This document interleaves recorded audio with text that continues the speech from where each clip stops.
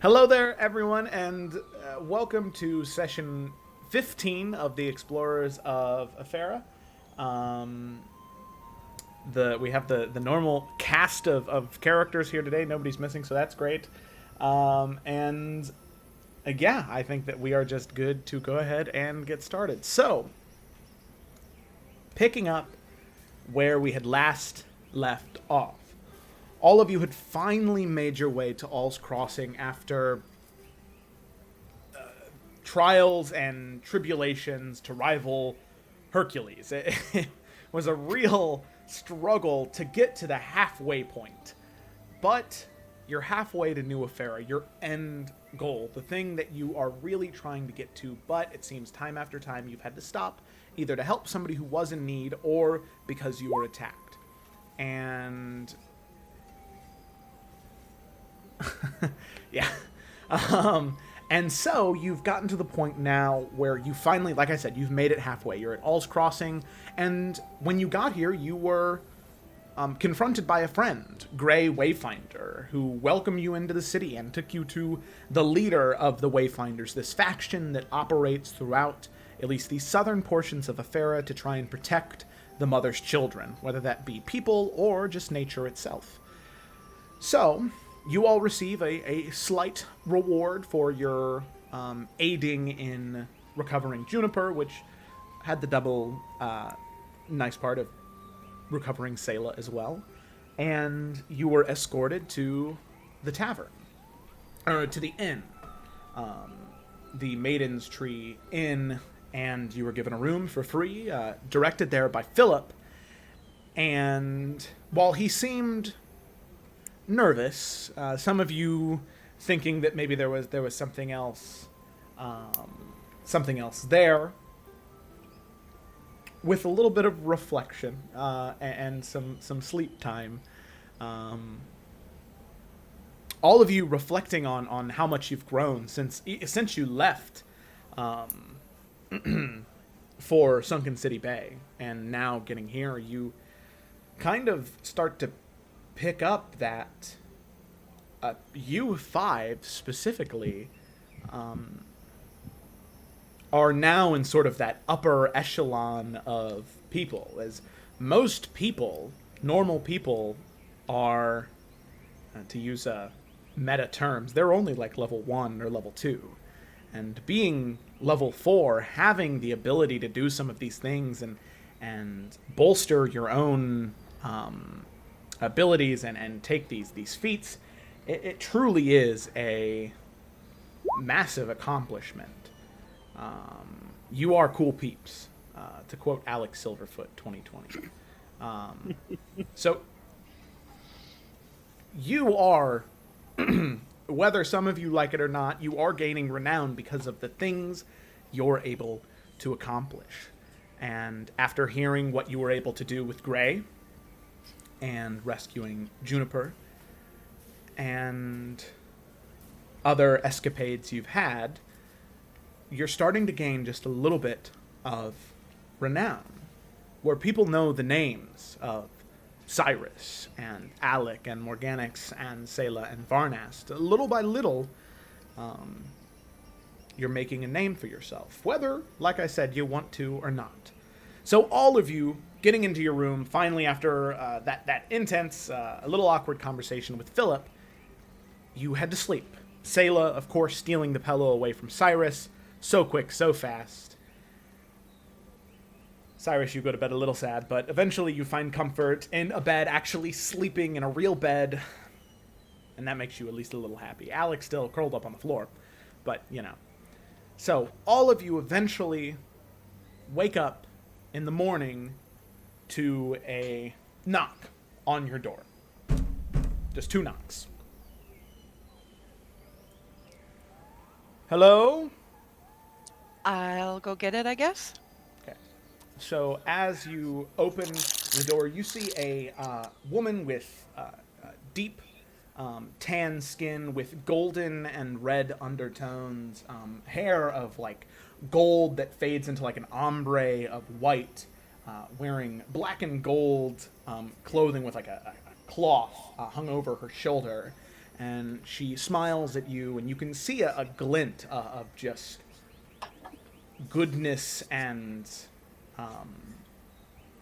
godliness in her eyes as she smiles at you, Morganix, and kind of is taken aback just a little bit, and then returns to her smile and says, "Hello, I am Nahara Gold River of Lesha Gold River, Warden of the South and the last guardian of the Coagiato Tropics. It is a pleasure to meet all of you. And this is Nahara."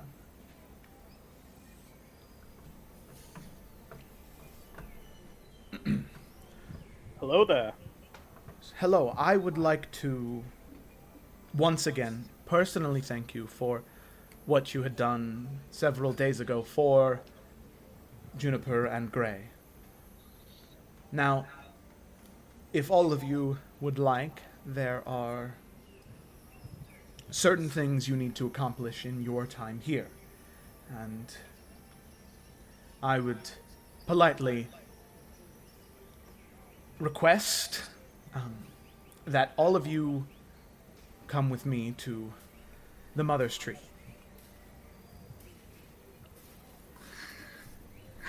All right. Alec is like feeling a little not uncomfortable, but just not sure what to expect and like her party's reaction to what they're going to have to go through. She's going to look around and see Cyrus is still asleep. And she's just going to kind of go over and just nudge him with her foot. Hey. Sorry, is Wake breakfast up? here? Not quite. We need to go. Christ, what And time she'll is kind of it? like look over her shoulder at this pretty golden lady. Hello, darling. I don't think I'm ready for my breakfast just yet. Oh, do not worry. It is best that you do not eat food before this process. Oh shit! It's that thick. My apologies. I mean, can't wait. It is fine. I understand that it is early, and as you are kind of like looking out the windows, the sun is barely rising. Like, it is maybe 4 or 5 o'clock in the morning. Ugh. I know you all have had rough times, and I understand that that is an understatement, but Matriarch Watana is, well, she will not leave me alone about coming to get you. I told her that all of you would probably like some more sleep, but she requested that I get you Sister, urgently. no, we appreciate this. I think my friends will. I think this will really help, and they're not used to waking up so soon. But we will come, right, Cyrus? And she'll just kind of nudge you a little bit more. Nice. Yes. Can't wait. Very good. Well, I will wait for you all downstairs. Gather your things and come down when you'd like. She smiles, Thank and you, you can sister. see she tries to like put on this air of formality, and you've seen Alec act this way sometimes. Only sometimes, though, when she knows that she's maybe not in the right place and she needs to act not so native. You can see she's trying to show a little bit of restraint and correctness, trying to, knowing most of you are, well, all but one of you are not native. She tries to make you all more comfortable. That's sort of the feeling you get from her speech. And Alec, as you say that, she sort of relaxes a little bit, and you see this like thank you come from her eyes, and she puts her fist up to her chest and says, "Of course, sister." And a little more relaxed, she heads away from your door, shuts it behind her, and you can hear her head down the stairs. Alright, Alec will turn to everybody, maybe a little more loud than the rest of them, because I feel like she's probably been awake for at least the last 30 minutes. Oh, yeah. Okay, so just go with it. It's perfectly normal. And she's like trying to figure out the right words to say. This is something that all my people go through. Different stages of their life, more often than not is when you are becoming of age, but never too late for you all to experience this. Um, she looks kind of a little nervous, maybe a little uncomfortable. You seem very nervous. Well, it's just that I know that this experience can be traumatic for some people if they're not ready to face some of their demons. So I want you all to have an experience that you feel that you have grown from rather than shy away. I'm not sure if these are the right words to use to explain, but it isn't easy to face some of the things that you're going to face today. But you are all strong, and I've seen your fight and your will, so I think this will be good for all of us. We shouldn't waste any more time. There's much we have left to do. I agree. Do I need my things? Can I just get a shirt? That is fine. You don't need much. Hmm.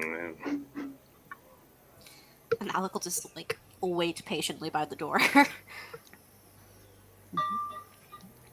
Varnast gathers all of his gear and his stuff before heading over. Let's do it, I guess. Are we not hearing Sarah, or is she just not talking? I'm here. Oh, okay. Making sure. Paranoid. And we will follow Alec.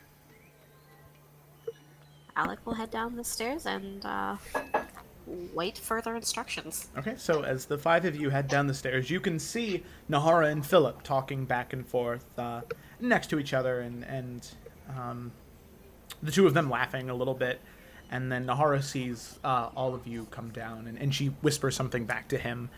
And then you see her kiss him on the cheek, and then move towards the rest of you and say, "So, are all of you ready, or would you like something to drink?" Philip has told me that he has some lighter items for breakfast, some fruit, if you'd like to at least eat something before you go into it.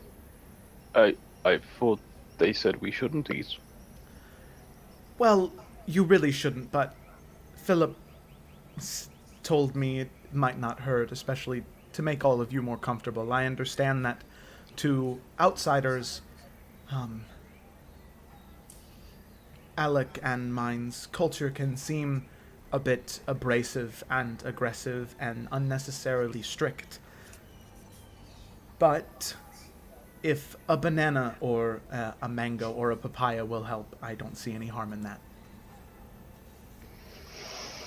I'll respect the process. No, thank you. I'll be fine. Yeah, the more we talk about it, the more I'm nervous. I think I'd rather just see what we're dealing with. All right. And you can see her. She is a little excited from that, and she smiles and, well, very well. Please let us head towards the Mother's Temple. And she begins to move very, very briskly, deftly, almost making no noise with each one of her footfalls. And she opens up the door, holds it open for all of you as all of you make your way out and down the road towards... you can see there is this large tree that is on the very edge of the town, sort of where this... almost like a little bit of a moat, just these two rivers that carve along the cliffside of the elevated platform that All's Crossing is on. And as you begin to make your way over there, you can see that there are little, very small streams that feed through and around the grass, and some of them go over into those small... there's a fairly large collection of crops that are being cultivated and created here. And this early in the morning, you see a collection of different people working there. Native, Thoralian, Tarkirian, Cartesian. There's just a beautiful display of different types of people working in these crops, joking with one another as they continue their harvest. Making your way down the road, passing all of these streams, eventually you get to the tree. And you can see that the tree, like I said, is surrounded by those little streams. And then also there are these small little balls of orange lights, kind of like the dancing lights cantrip, but there's maybe 15, 20 of them that are just sort of floating around the tree, just leaking out this magical essence. I'll go ahead and move you guys here as you approach the tree. And for most of you, you can acknowledge the beauty. Some of you, when you think of a temple, you're much more used to a solid stone building with stained glass windows and choirs singing and candles burning. But there's a certain majesty in the simplicity, as much of an oxymoron as that might be. But the tree, almost having a life of its own, looking like it is breathing all on its own, inhaling and exhaling as the clusters of orange lights grow in and exhale every so often. And you can see there's a small, almost like a doorway where the tree is kind of grown around stone. And you see stepping up from the stone steps that lead down up towards all of you is an elderly woman. Very, very, very old. Shriveled up, maybe no more than... She was probably about 5'1" at one point in time, but she's about 3'11" now, just from how hunched over she is. Long braided, stark white hair, and a gnarled staff of some type of birch wood that she uses as a walking stick as she makes her way over to you. And she approaches the five of you in Nahara and says, "Oh, well, it is a pleasure to make your acquaintance. I am Watana Calm Rivers. It is an absolute pleasure to meet the five of you. Gray has told me much about what you have done, and after that well, you piqued my curiosity, so every once in a while, I would peek in and make sure you were doing all right. Sometimes I have a friend of mine, a gnomish man, make sure that those who seem to be actually of good heart, whether they know it or not, they stay safe on the roads. So I'm very, very happy to see all of you have made it here in one piece." Alec would kind of step forward, putting her fist to her chest, and she'll just say, "Thank you, Mother. We appreciate everything that you have done for us and for the blessing that you're going to be giving to my friends today. I am Alec Silverfoot of Logan Silverfoot, Warden of the North and Watcher of the Rivers. And it's been a long time since I have seen so many just people and getting along. So it is a good feeling to be here." "Very good indeed. And believe me, daughter," and she nods her head and kind of shakily brings her arm up to her chest and bows, somehow getting even closer to the ground. She says, "Believe me, the honor is all mine. Well, please, we should not keep the mother and the crashing wave waiting." And she turns back around and begins to head back down the steps into this sunken tree stump surrounded by water. So, all of you follow her down, making your way through. Mm-hmm. Alrighty. So you make your way in, and you can see that there is a sort of like a perfect stone circle that is in the middle of this room, surrounded by a equally sized circle of water that has these the rushing streams sort of coating around it and then feeding out towards the jungle. You can see that in the center of that circle there are branches and roots that feed up, and you can see them feed directly into that the tree that you had saw as you came down. And there are those globules of light, the orange floating lights, but there's also there's different herbs and different kinds of fungus and mushrooms and algae that are currently growing in different places. And you can see there are 5 like little indents in the stone, equal distance apart from one another. And she sort of points down to them as she's grabbing different herbs and pieces of algae and bits of mushroom and sort of crushing them up into a mortar and pestle as she's walking around. And she says, "Please, take a seat. Take a seat." And one of those, pointing down to the little hollowed out, kind of like divots in the ground. Alec. Varnest. As will Varnest. And Morgonix. Reluctantly so, but yes. Sailor. Yeah. I could do the same. So 3 of you a little bit more willing. Sayla and Cyrus, as you do kind of begrudgingly sit down, and it's hard, it's uncomfortable. Watana, she sort of smiles, looking at the 2 of you, and says, "I know it's not the most comfortable thing, but it's necessary." So, yes, no need to beat around the bush. I believe that we should get started. So, I'm sure all of you have many, many questions, and I will answer some now, but some must wait until after the ceremony. You all are going to take place in the Eferan Path of Peace.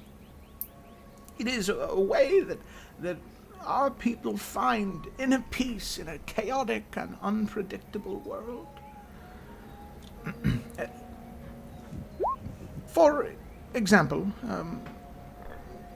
think of your spirit, your essence, your being as 5 different pools of water, interconnected by a stream. These are what we call your Aeani. They serve as pools of emotion. The constant path most people take through life. If one of these passages is blocked, you're not able to find acceptance and peace. And if one of the paths is blocked and you can't find that acceptance and peace, it can be, well, very dangerous when lives are on the line. Today, each one of you will confront these problems, and will have to unblock the stream, or your connection with the 4 around you and with your own self will be lost. Now, I warn you to tread carefully, and with an open mind. Each one of you will see different... Each one of you will see what the other experiences. And you will try and guide them, encourage them and try and help them find peace and acceptance. Now, this could mean many, many different things. And after all of you experience these memories of what has happened in your past and things that have come to pass, and once you have come to terms with them, you all will receive a glimpse into your future. But be wary that this glimpse of the future may show dark times. It may show what could happen if you stray away from this path of peace. But it will also show you what could be achieved if you maintain your course. So, each one of you will experience a memory and try and resolve it. Your companions will be there with you.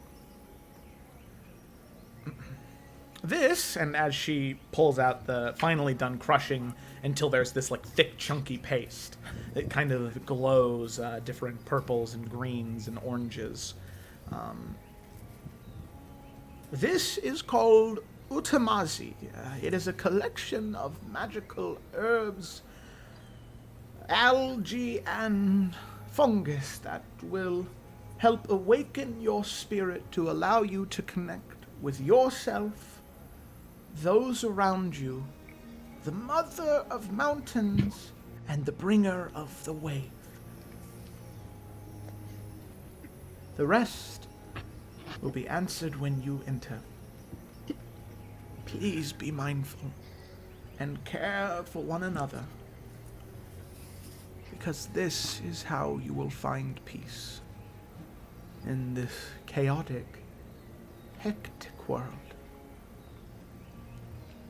And she holds the bowl to each one of you, and currently the way that you're sitting is in the first one there is Cyrus, the second one is Morganix, the third is Sayla, fourth is Varnast, and fifth is Alec. And she comes up to each one of you one at a time, and you have to scoop a little bit from your hand and kind of eat and chew on and then swallow the paste. And for all of you, it is gross, disgusting, slimy, and it is it's kind of like rubbing icy hot on your tongue, where it's like you can feel that burning sensation, but then it's ice cold. And then Alec, after being the last one to begin to chew on it, and even for you, this is a little different than how your people did it, which is fine, but it does not taste good. Your people at least put cherry juice in it or something. But you do it, and as soon as you eat it and swallow it, all of you feel yourselves go limp, and then you can kind of feel your, like, almost like there is a camera being lifted up from your shoulders, and you can just see your own body, and then you meld in to that tree that was in the center. And as you meld, there is a flash of green and orange and blue, until eventually the five of you awaken in this serene, peaceful environment. Trees and bushes, and a small stream filled with rocks and twigs. Small fishes swim around. The sky is clear and blue, and as you look at one another, you are all monochromatic. Cyrus, you are purple. Just, I mean, already your skin was purple, but now everything about you is purple. Morganix, you are gold. Sayla, you are red. Varnast, you are yellow. And Alec, you are blue. And all of you look at each other being these different shades of monochromatic in this serene, undisturbed area. And well, so far, nothing happens. You're just a color in a very peaceful, calm area. All right, Alec, you want to explain what's going on yet? Alec will just kind of look at him and just smile. Well, that's unnerving. I'm going to take that as a no. There isn't much to explain. We find whose pool we're in, and we help guide each other through it.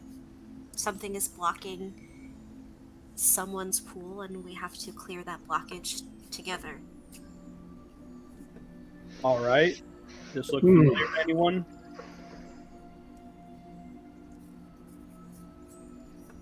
So, as all of you are sitting there looking around, trying to figure out what's next, all of you look to that cave that is at the far end, directly across from the stream. And looking there, you can see that that opening to the cave begins to shimmer purple. Oh, fuck. Alec will look to Cyrus.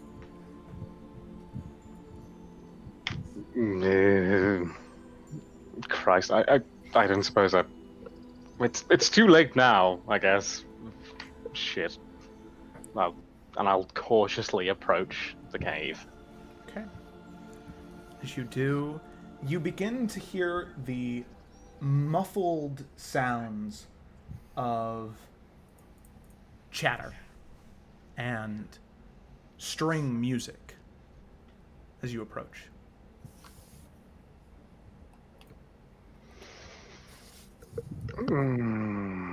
Fuck me.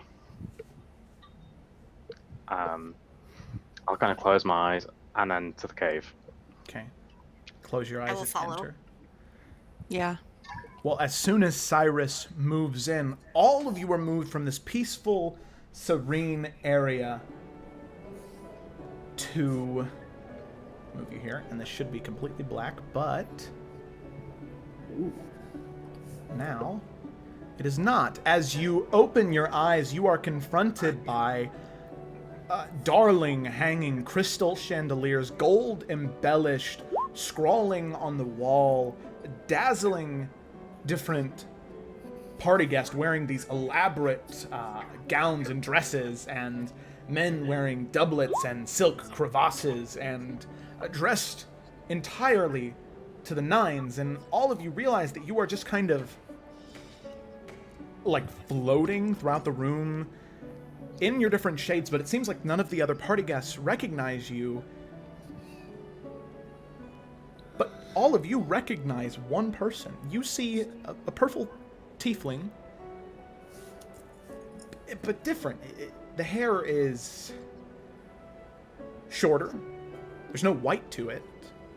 The features are softer and more round. And this purple tiefling is a few inches shorter than the person you know as Cyrus, but that's definitely Cyrus. So, Cyrus, being in the ballroom, you know that you've been stressed out about this night entirely. You have spent all day sitting in your room just trying to make sure that everything's under control. Everything is fine. Everything's fine. Nothing bad is going to happen. And as you make your way into the ballroom, you can see the different people, the different nobles sort of shy away from you and move away, and you know, so you decide, well, you know, I'm gonna do what I do best, and you decide to crack jokes.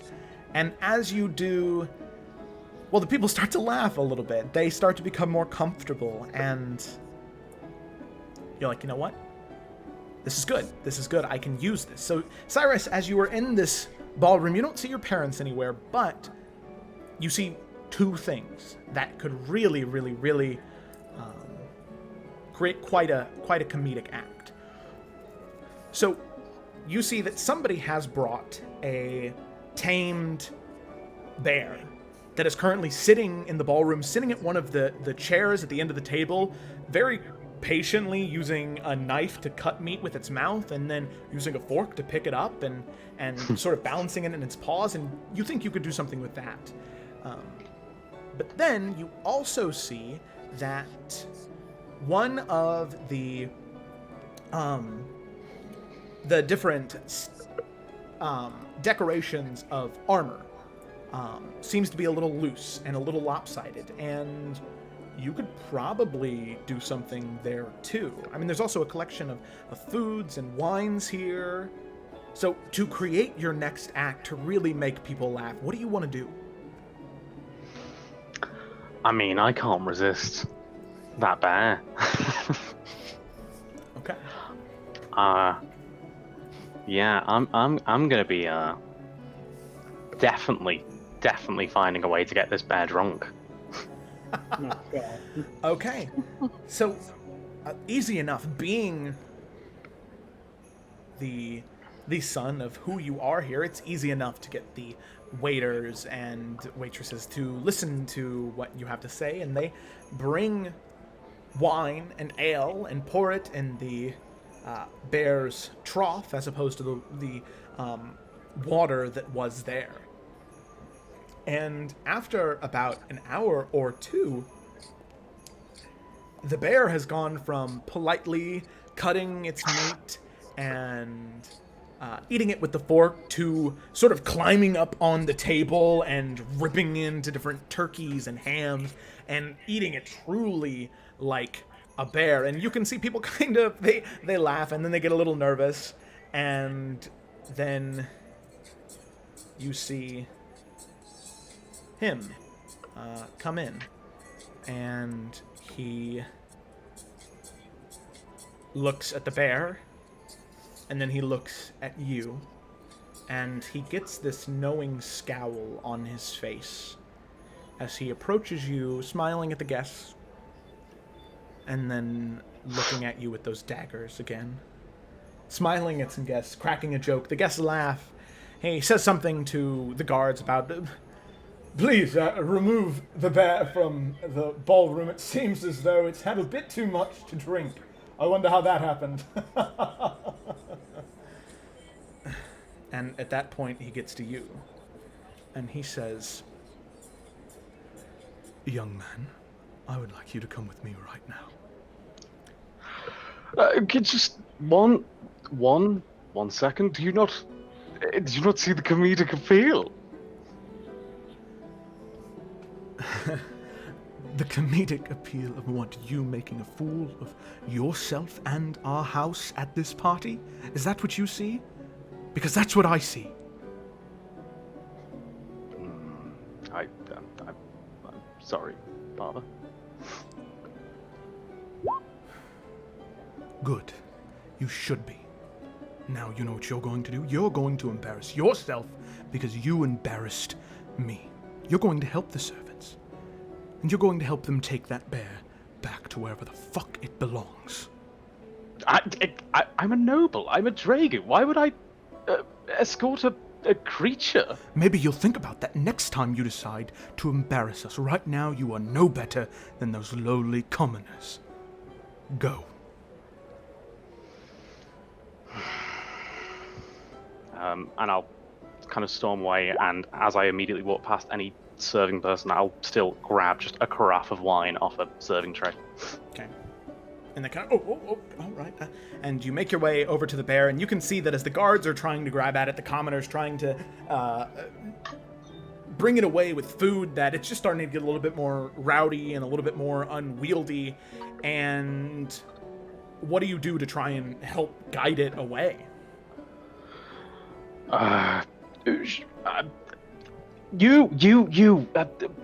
The one with the dress.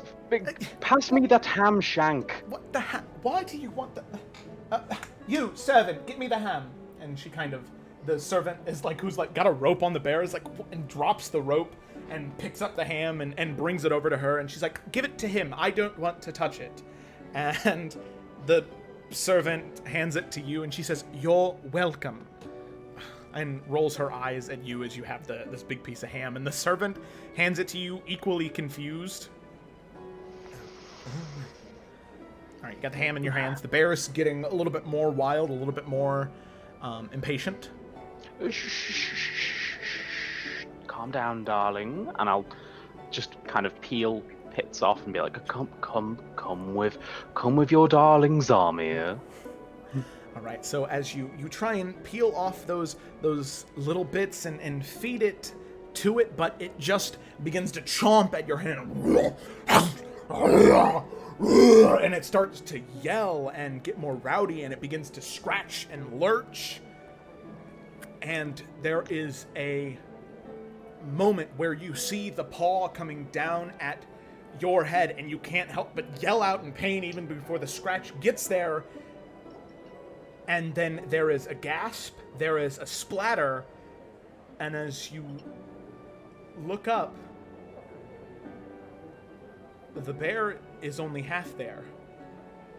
And you're fine, but covered over not only several nobles, but also somehow getting a display of blood and sinew over Queen Elizabeth Omen, there is a silence that comes over the party with that gasp. And you can see Queen Elizabeth, she like brushes some of it off of her doublet and crevasse, and she says, it's really fine, pushing the blood off of her face. And your father approaches you and says, Siren, please, sorry, I am so sorry, my queen, I'm so sorry. Please, my boy, come with me.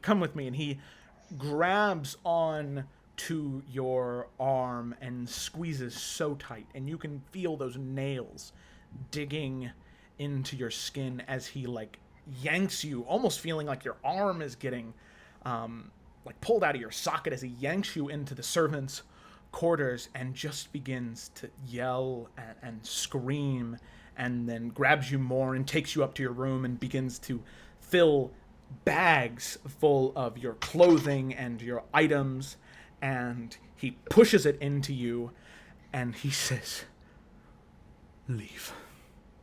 You will never embarrass my name because you're not a part of it anymore. So go do what you want, pull all the silly tricks you want, because now you're no longer a Draco. No more. I never want to see your face here again. You were a disappointment when you started these magic acts, and it has not changed. And before you can even say anything, do anything, he just screams and says, get out!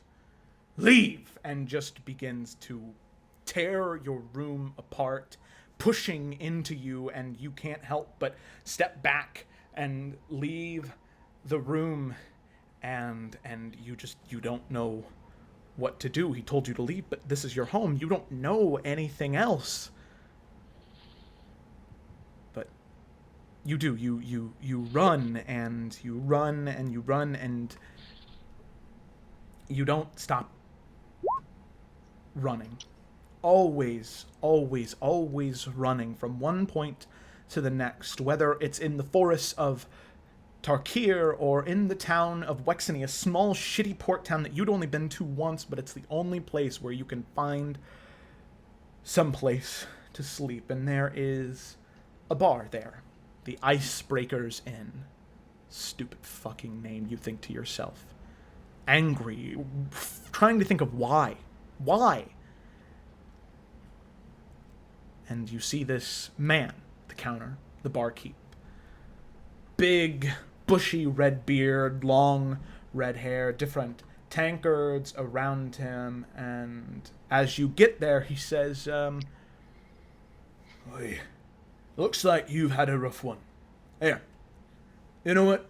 On the house, it's what I do whenever I, want to try and forget."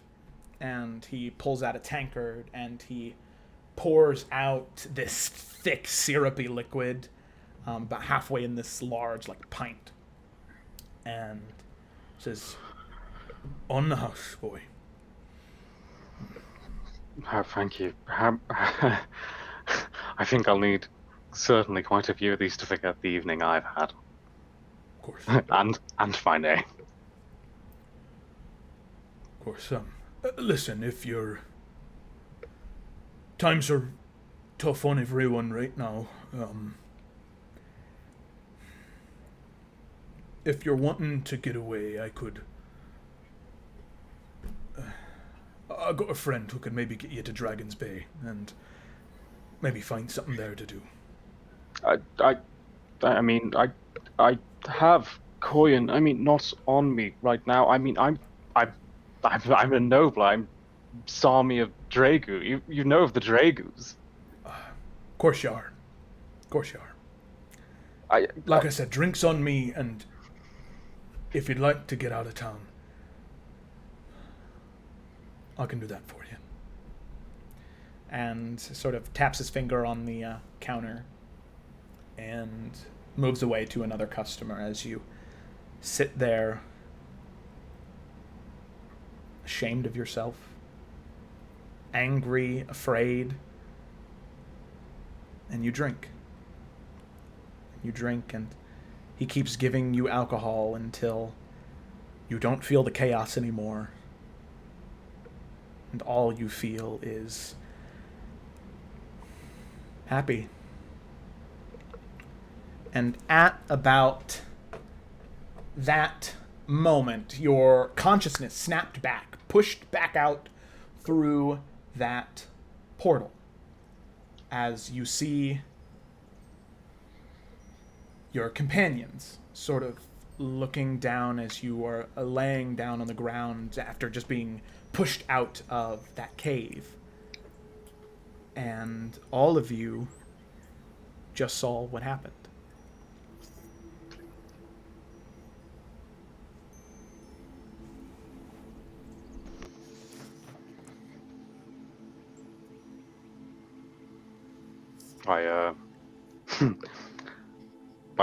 I've never been back to Slostat. Not once in Christ, 10, 9 years. I don't know if my house is still there. I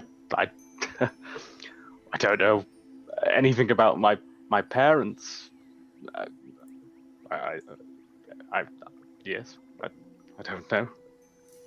Do you want to go back? It's my home, but not hasn't been for some time. Sometimes home isn't always necessarily the place that you were born. Sometimes it is the people you choose to surround yourself with.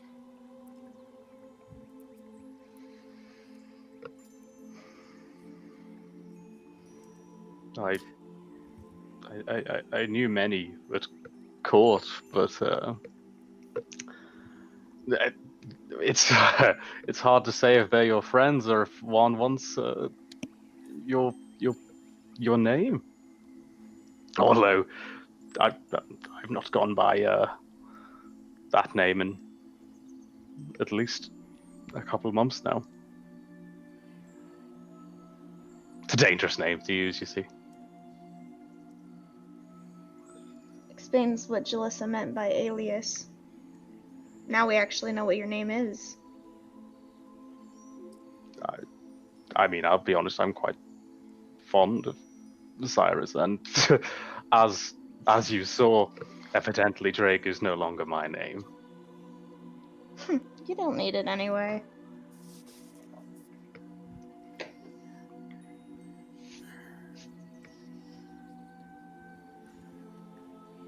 How do So- you feel now that you have seen this and you relived this moment again?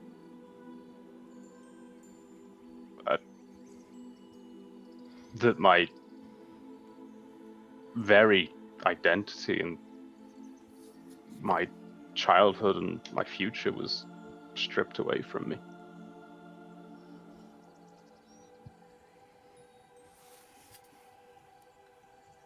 You didn't deserve that. Your father was cruel. We controlled quite a large area of land. It was hard to find much entertainment. Not to mention, as at the moment I shown my affliction, as they called it, they I was no longer the golden-eyed child at that point.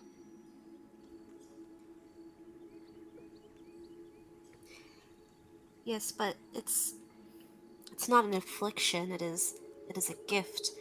Think of all the good that you have done with what you have. The very reason I'm using this name and I'm here is because of this gift. I wouldn't have fled to Efera if it wasn't for this fucking gift. But if you didn't have it, maybe you would have been just like him. Maybe you're better this way. We like you. I mean, You I have like a heart.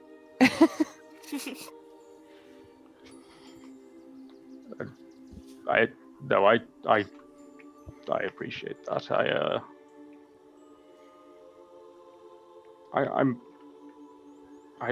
don't know what to think, frankly. I have very mixed thoughts on Slothat and my family.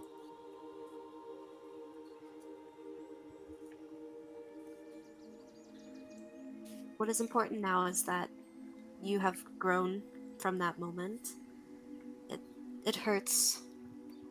You feel as though you've had a lot taken away from you, and you have, and it is unfair and it is not right, but you have so much left to give, and you have so much left to prove. Maybe one day you'll go back, and maybe they'll understand that this affliction is the blessing and gift that they needed all along. Maybe they just didn't understand yet. Perhaps, or perhaps maybe like you said, I don't need them. I mean, but perhaps I do. Time will tell. But I mean, thank you. I know people who can forge documents, so I can make it look like he never disowned you, and could also make him disappear if you would like. No, that's perfectly adequate. Thank you. Although I appreciate the gesture nonetheless. I don't particularly believe in patricide. Not yet. It's an option. I mean, I do know people that could help with this. See, you're better than that. Why am I? Wait, what? Are you pointing out that I'm bad or something? No. Okay, I'm okay. just saying he's better than his father Because he refused my offer. because he is showing mercy. Yep. So Cyrus, as the back and forth happens between those two, there is a slight moment of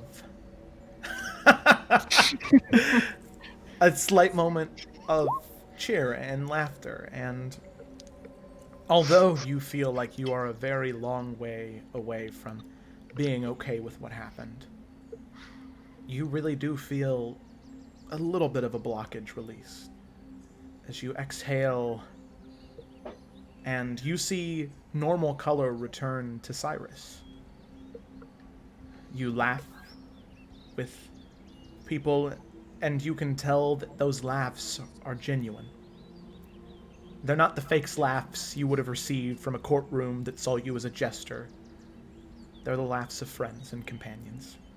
As the color returns, the golden eyes, the white streak of hair, the salt and pepper, and the scruff, all their proper color, you feel relieved and happy. And at about that moment, as just before the conversation between Sayla and Morganix picks up anymore, the entrance to the cave begins to glow a shimmering gold color.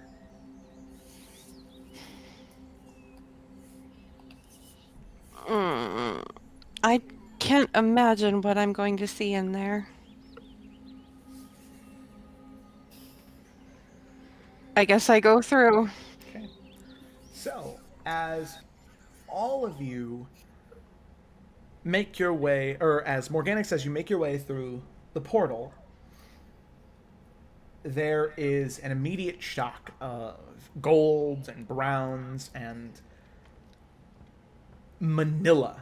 Just that smell of parchment and fresh ink just washes over your entire senses, and you can feel the fresh crinkle of paper between your fingers as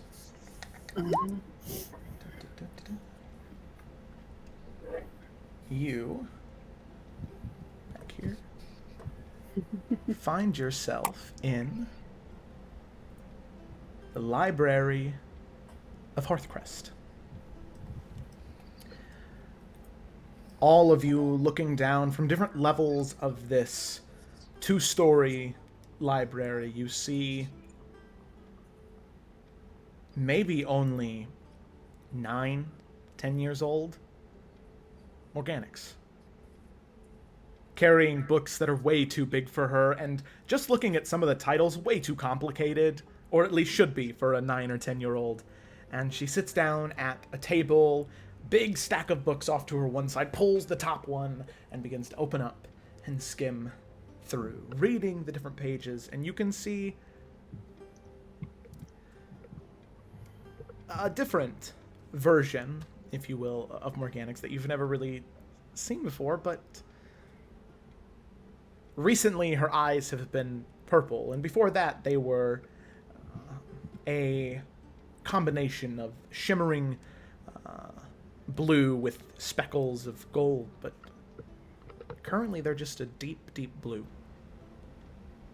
As she sits and reads through the book, and you wonder, as you're watching this, if something is going to happen. You are watching and watching and watching, and she's just reading. Happy, content. And then there is a voice that you all hear, and Morganix, you hear come from like right behind your ear, a and as you turn and look, thinking to see maybe the librarian, mother, father, you turn and there's no one there. Okay. Go back to reading. Is this seat taken? And you look around, and there's no one there. What do you do?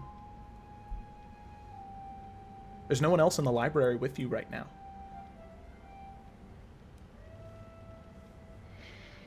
I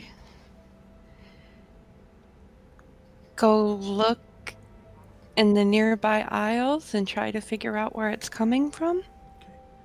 You peek, and as you get up and begin to look down aisles, you hear, No, I'm right at the table.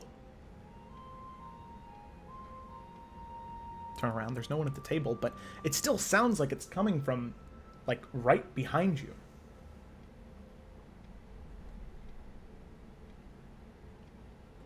I cautiously go back to the table. Okay. Sit down, and the voice says, Give me your hand. Just reach it out, and I'll grab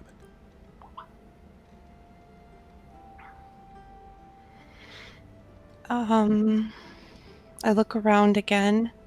There's no one here. Just you and whatever this is. I carefully put my hand out. You put your hand out and you can feel something touch your hand. It is warm and welcoming, and instead of feeling good, you sort of are shocked, and you rip your hand back and you feel your heart begin to race a little bit, and you feel afraid.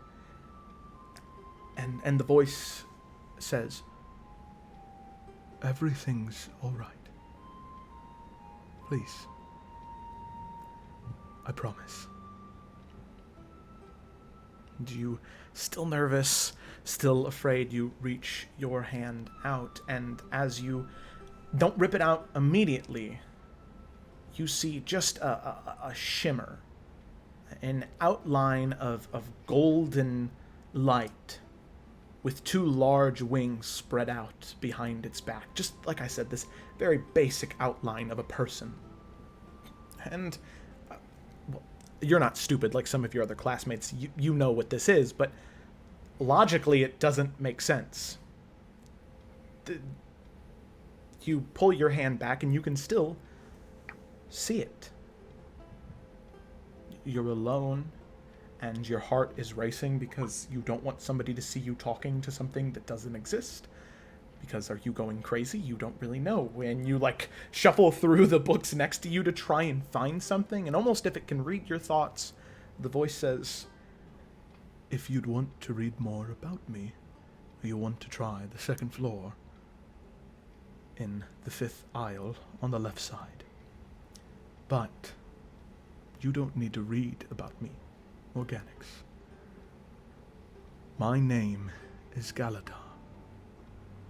I am your guide, of a sort.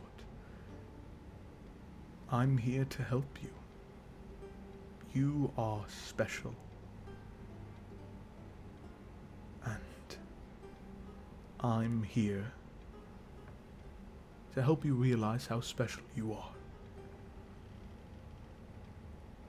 And as he continues to talk, all of you in these different perspectives can see her eyes go from that deep blue to the color they were when you first met her. As if something awakened inside of her, but Morganix, you can feel your heart begin to race. You can feel that fear begin to consume, and the shortness of breath come back, and this isn't what you're supposed to be. You're already not normal. You can't also be this. This isn't good. This isn't good. And you begin to panic more, and you can feel this person who just said they were Galadar. You can feel them sort of step back a little bit, and they say, "Morganix, what is wrong? This is good."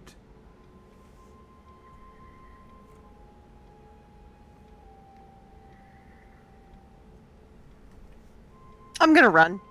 Okay, all right. I'm gonna bolt for the librarian. Okay, so you bolt and you run through trying to find something, anything that might be able to, an adult, somebody who can help you in any way, shape, or form. And eventually, you bump into an adult. You sort of slam into them, and you can hear them, "Oh! Oh! Whoa! Oh! Morganix, what?" And as you look up, you see your dad. Morganix, what's something scare you? What's wrong? There was a thing talking to me, I think. I think I saw something weird, and I need you to check it out for me. Okay, all right, all right. Well, you can either come with me or you can stay here. What do you want to do? I'll go with you. All right, well, stay close behind me, and I promise I'll protect you, okay? Okay. Okay. All right, and you can see him begin to move throughout the library. Hello? Hello? Is anyone there?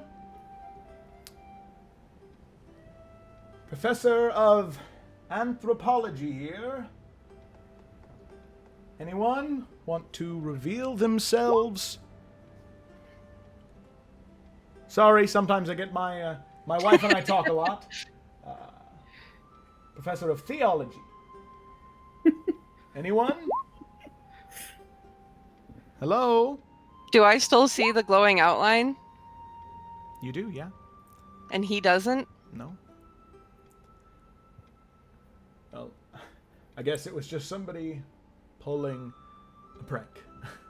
Or could have just been your imagination. I'm sure it was nothing. All right? Okay. All right. Now, come on. I was thinking on our way home, there is a merchant from, oh, geez, I forget where, but he is selling these special deep-fried fruits, and it, honestly, I'm not one for that type of thing, but they looked delicious when I passed them, and I think that you would really enjoy them. What do you say? Okay. Okay.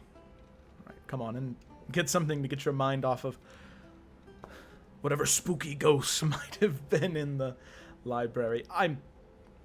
That was a joke. There are no ghosts in this library. I make sure to check once a week. It's part of my job. Ghosts aren't real. But I keep looking back at the thing. Well, you know, Morganix, actually ghosts are very real. It's actually very interesting. There are several cases and studies that I've done on people who were actually haunted by ghosts, and he begins to go on, and you just get more afraid, and he's a little oblivious to it, where you've got him talking, and you know how he gets, but after that, you're like, I don't want to talk about this at all, and as you turn back, exiting the library, that same voice says, don't worry. We'll talk again soon, Morganix. You are different. And that's okay. I'll always be with you. And in that moment, you can feel yourself separating from young Morganix. You can feel that fear that she was feeling about being different, and that fear melds with the fear that Morganix feels now. He said that he'll always be with you, that he'll always be by your side, and he's not. Instead, you have her. And that fear begins to consume and creep, and you realize you didn't want any of this. But here you are now. And in that moment, that one final thought that passes through, you are thrust out of that cave, back into that neutral area, and all of you see Morganix, and you just felt everything she did. Morganix, you fall down to the ground, and you look back up at everyone in front of you.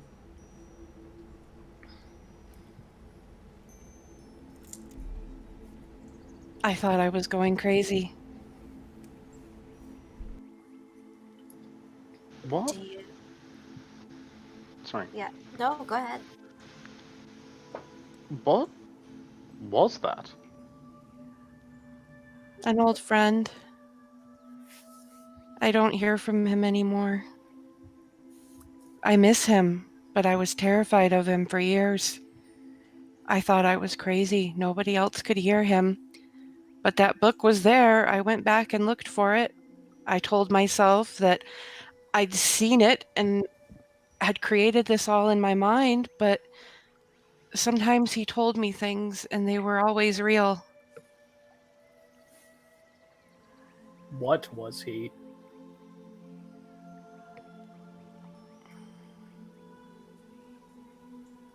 I'm not sure. But he's not that anymore. What do you mean? He's... If my patron is to be believed, he's mortal now. And that scares me.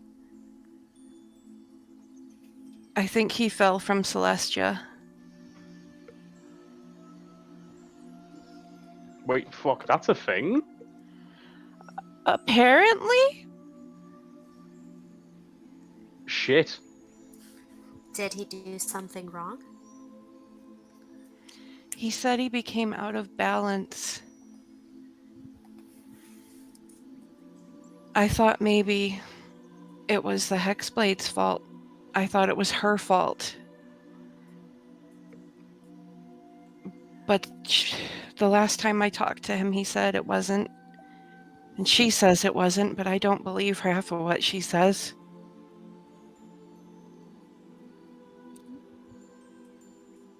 But I feel lost without him.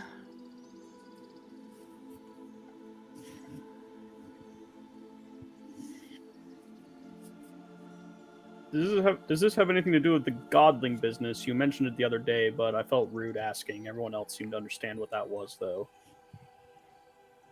Nope, didn't understand it, just not rude. Oh, good. I thought it was just me.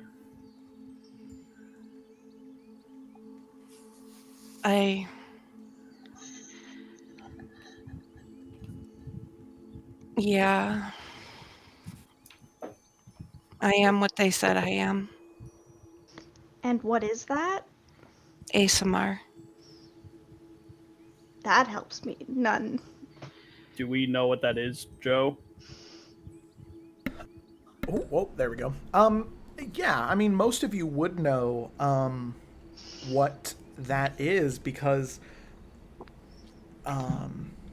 it's usually more obvious in certain people as somebody like Nahara, who was very obviously an ASMR from the pure good and godliness that she radiated, but Morganix is dull.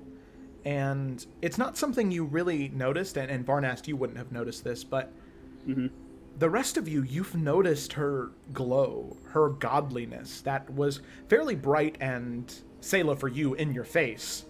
It's kind of faded away over time, where it is less bright and more dark. And the biggest change was obviously her eyes, but it's just been diminishing, like a lantern running out of oil. No wonder we don't get along. Yeah. I never told my parents. I don't think they are. I think it skipped a while. I just wanted to hide it. And when I got older, I realized how dangerous it was to be that. All I wanted to do was blend in and be like everybody else.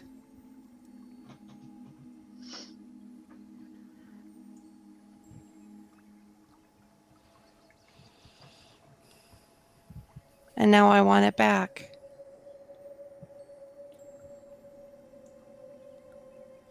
So when you mentioned this book and this search, this is who you've been looking for this whole time.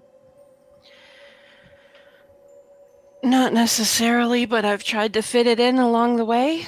The last time he talked to me was in Sunken City Bay, and he said it would be the last. Was that before or after? And I kind of like grimace, and even if the hexblade's not there, I kind of like wave to your hip. It was after. He was the one who told me to go get it. He said I had to stop it from getting into somebody's hands.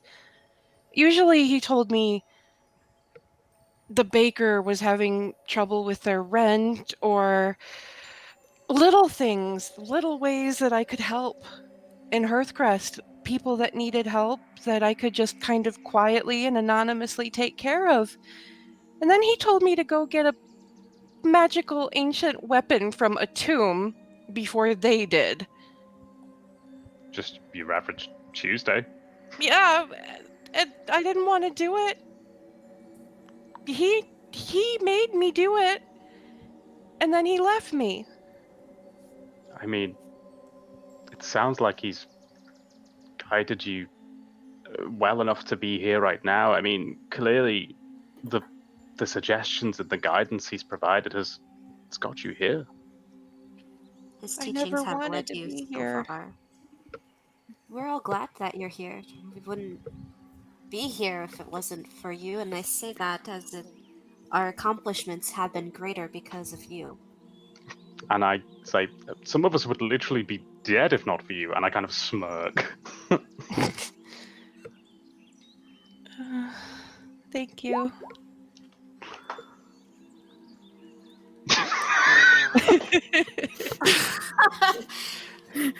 Subtle. You and live by his teachings and his guidance, and maybe you can find peace in living up to everything he's given you.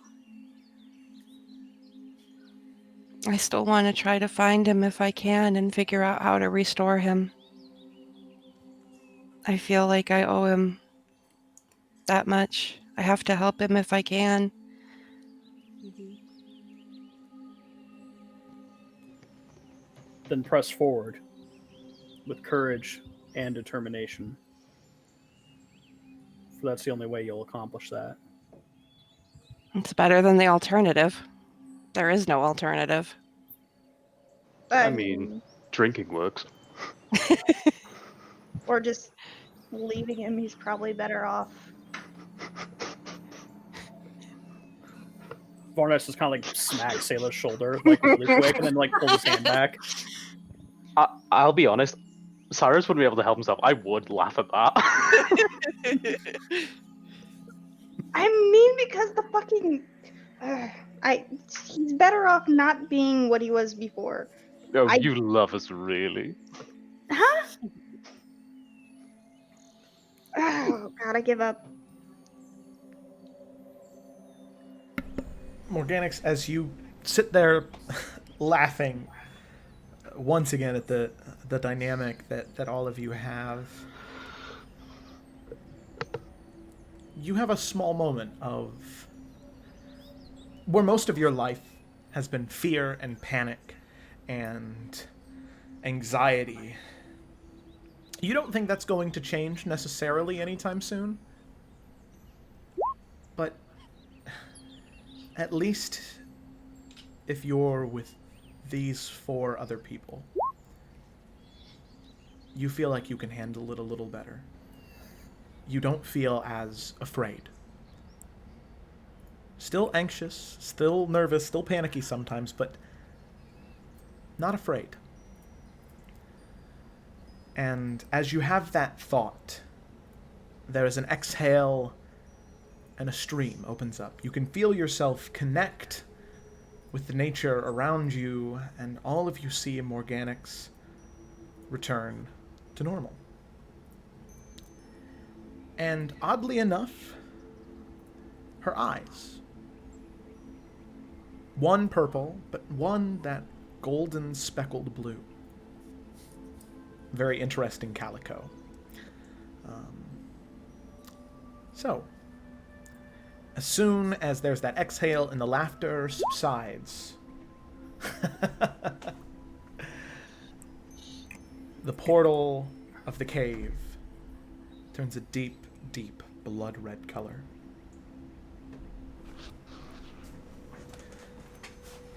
No.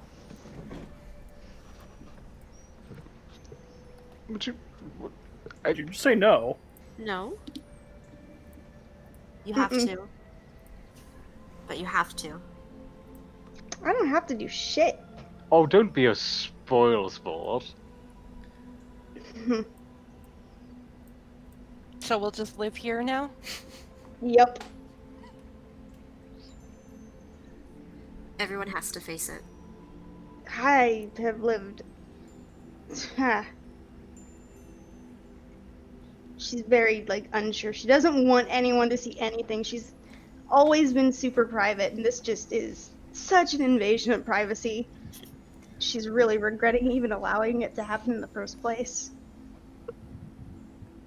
Come on, since when is Sayla a coward? Ha! Ooh. Alk will, like, smirk. I hate you right now. I mean, you've always been a simpleton, but Oh, now that's pure endearment, and you know it. I hate all of you.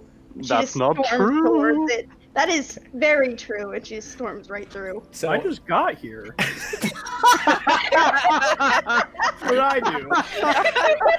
So, Sayla, before you can come up with a quip to really hit Varnast where it hurts, before you can say it, before your mouth is able to open, your foot touches the red portal and you feel yourself fall.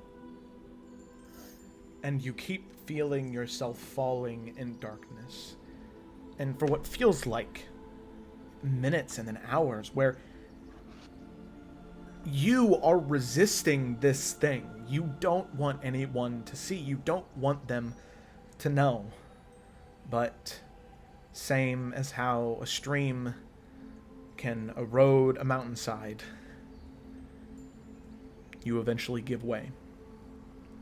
And as you open your eyes, you are in a small, well, a fairly sizable cottage. You look out the window as you wake up, and all of you can see Sayla, maybe 5 years younger, wearing, and it is the most bizarre thing, but wearing clothes that are bright, trimmed with golds and blues, and loose, and there's no leathers or blades or daggers. And she wakes up, and Sayla, you stretch out, and then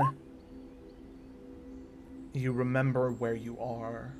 You had dreams of being in a far-off place, being able to do whatever you want and not having to do your part, being able to work on your own, not having to do anything for anybody. And you hear a voice ring from downstairs.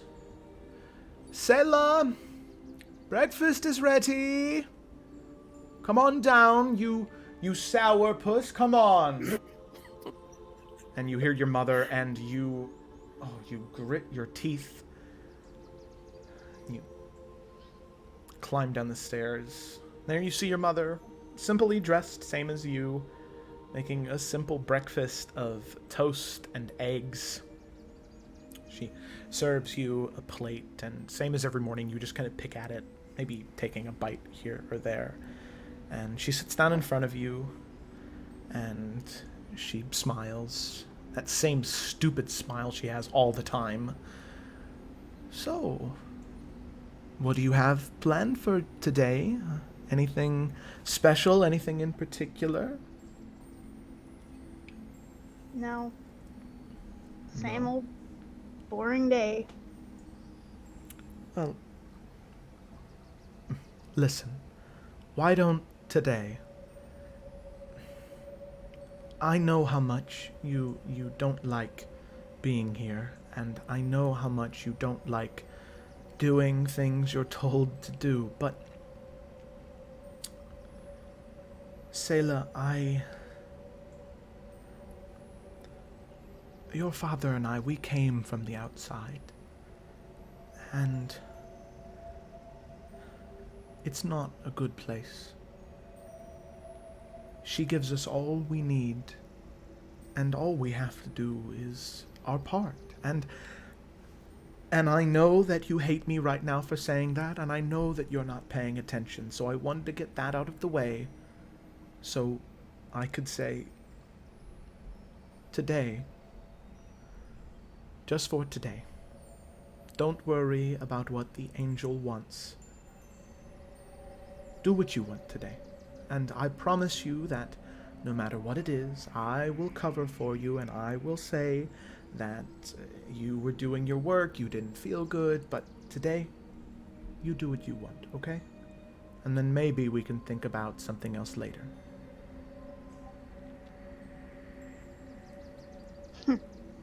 Fine. Good.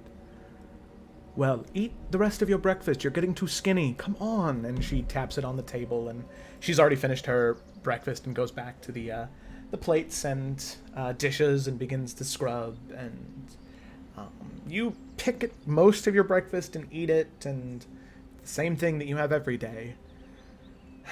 You sigh, and then the day is yours. So what does Sayla do on her free day?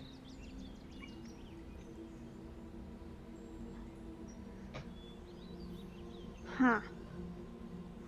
She's not really ever had that, so this is going to be interesting for her. She's going to probably head out into the town and see what's going on. See if there's anything interesting at all. Likely not, because the angel and all that, but you know. So you head out into the Seraph, the city above the wasteland, a symbol of light across all of Calderaz. You shriek at even having that thought and continue to move throughout, and you see the same thing you see every day. You see the Seekers making their rounds throughout the town. If they're not in the wasteland, they're here making sure safety is kept, along with the peacekeepers. You see people at the farms, sowing and tilling. You see people peddling wares, but you've read stories about merchants and how they'll trade goods and services for coin, but these people just give you what you ask when you ask them for it, and it's infuriating. You want challenge. You want something to do. You want to do something different. You don't want everything handed to you on a silver platter. You want to struggle. You want to have to take things. So walking through the town, seeing the different, they call them merchants, but givers. What do you do?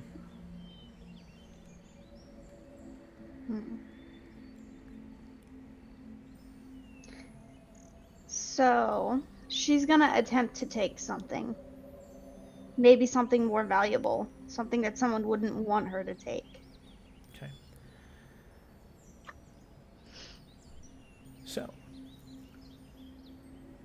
you head in to a shop, and the person is selling different fruits and vegetables,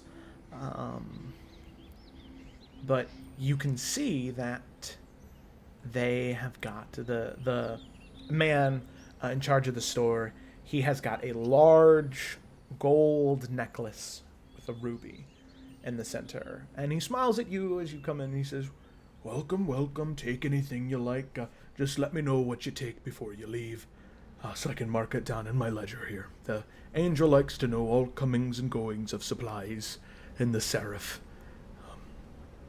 If you have any questions, feel free to ask."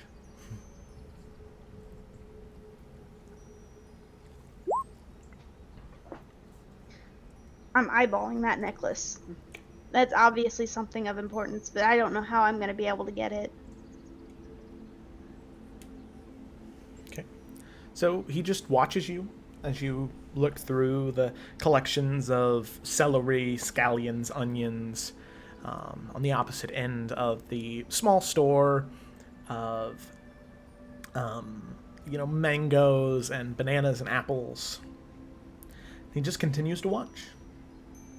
As every once in a while you look up at the necklace, and he says, "Oh, did you have a question about the necklace? I keep seeing you look at it. Most people do is, my time as a seeker, I was able to earn this necklace, a gift from the angel, specially crafted for me. Would you like to see?" Sure. She really, really doesn't like him or the necklace now. She just wants to fucking take it. He takes it off and he hands it to you and he says, be careful. As I said, that was a gift from the angel. Can't you see the impressive scroll work? And, the gem is quite nice too. Cut very evenly. And, well, frankly, I'm not a purveyor of that type of thing, but she went on about how much time and effort she put in to make it special for me. Sorry, what was that? I'll need to be right back. Don't you go anywhere, though. What? What? Oh, he's here with more. Okay, yeah, here, I'll be right there. And he smiles at you, and he heads back to the back room as you can hear somebody shouting about a delivery of onions. He heads away.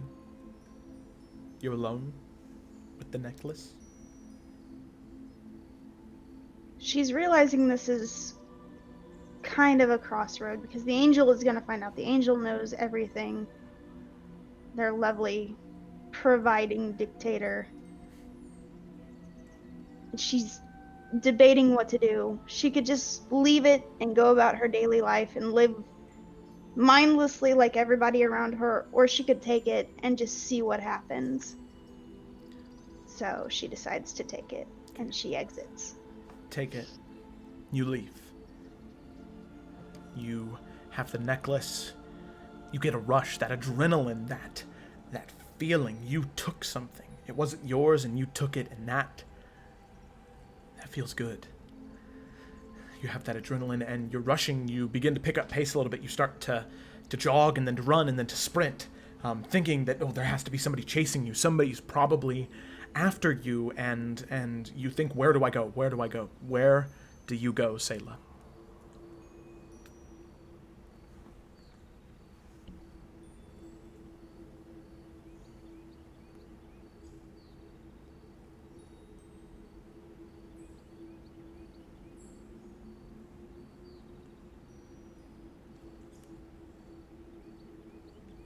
Selah? She knows that there's a well-like structure nearby, and she's gonna take the necklace there and throw it into it. Just to spite, just angry, bitter. Okay, yeah, it's not even about the wealth. You run and dart, you find the well, and you just drop it. You see it fall, and you hear, after about 15 seconds, that sploosh. And you smile. And as you look up, you can see 3 or 4 peacekeepers running after you with rope in their hands. They know that you took it. That doesn't matter to you, though. You finally got what you want. You can leave. You feel them tackle you, tie you up, and then put a burlap sack over your head. Spend the next few weeks in a dark, damp cell. And then eventually, as the mask is removed,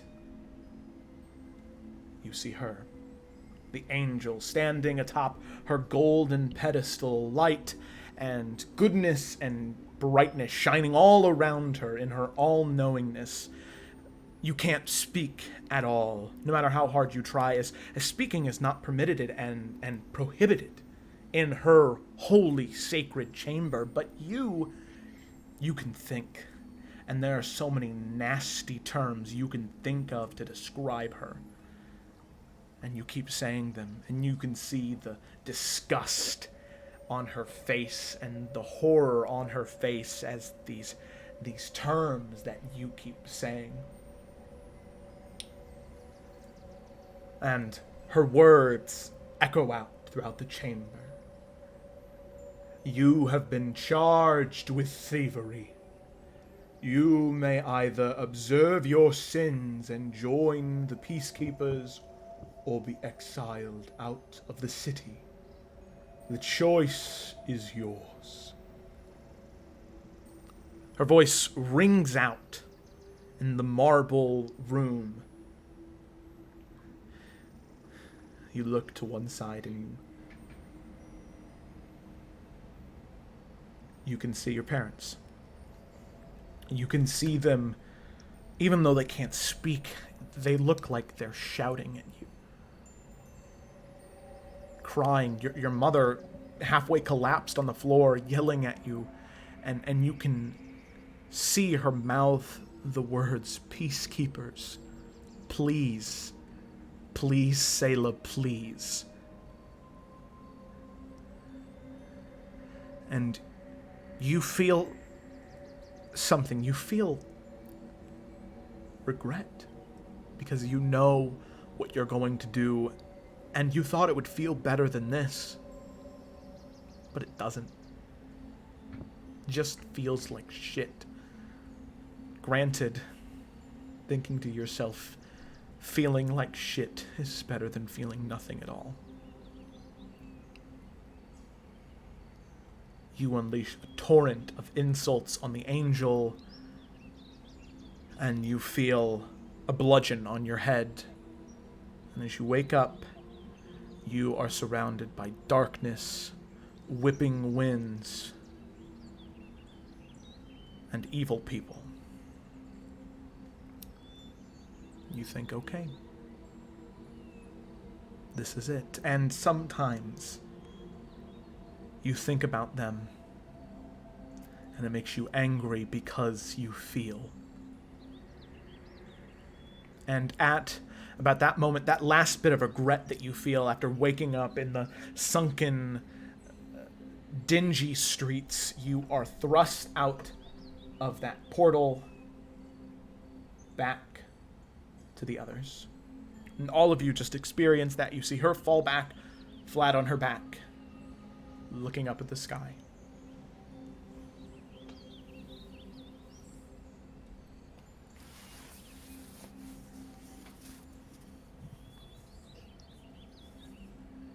Guess now you see why I don't like you. Some organics. My father told me about your city, but it's always described as everyone's happy there, that you have everything you want. It was only when I met you and... Oh shit, what was his name? Morganix didn't say that, sorry. Tahir? Yeah, I was looking through the journal and not finding it, sorry. You're good. It was only when I met you in Tahir that I realized that it was possible to be unhappy there. Most people are happy, satisfied with just being a drone.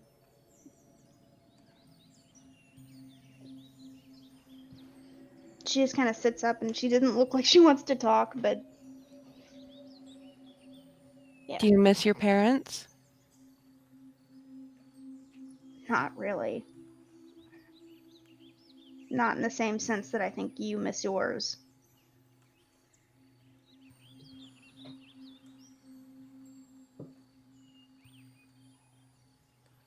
Are you happy with the decision you made? Anything's better than that place. It's why I'm perfectly happy if Tahir blows it to hell.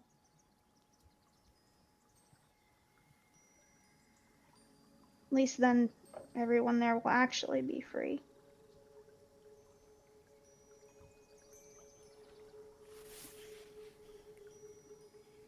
Do you feel like you are free now? I do as I please. I've been free for years. And you are happy? I wouldn't go that far.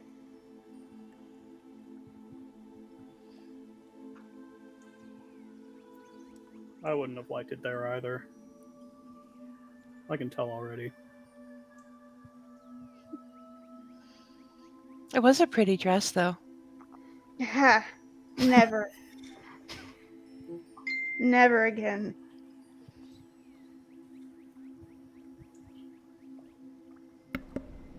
Selah, in that moment, as much as, in your own words earlier, you fucking hate these people sometimes, they do make you smile.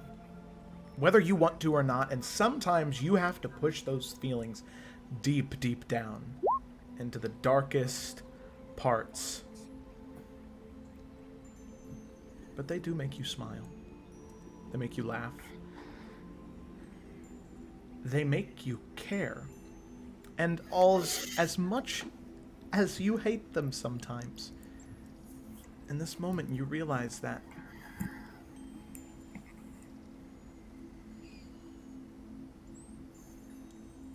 you haven't truly regretted being with them.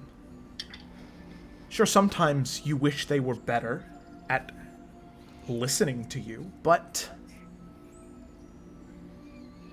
that was what you hated about the Seraph anyway. These people are their own, and they are different, and makes you happy. You'll never admit that to them, though, and we both know that, but that's okay. You stifle a smile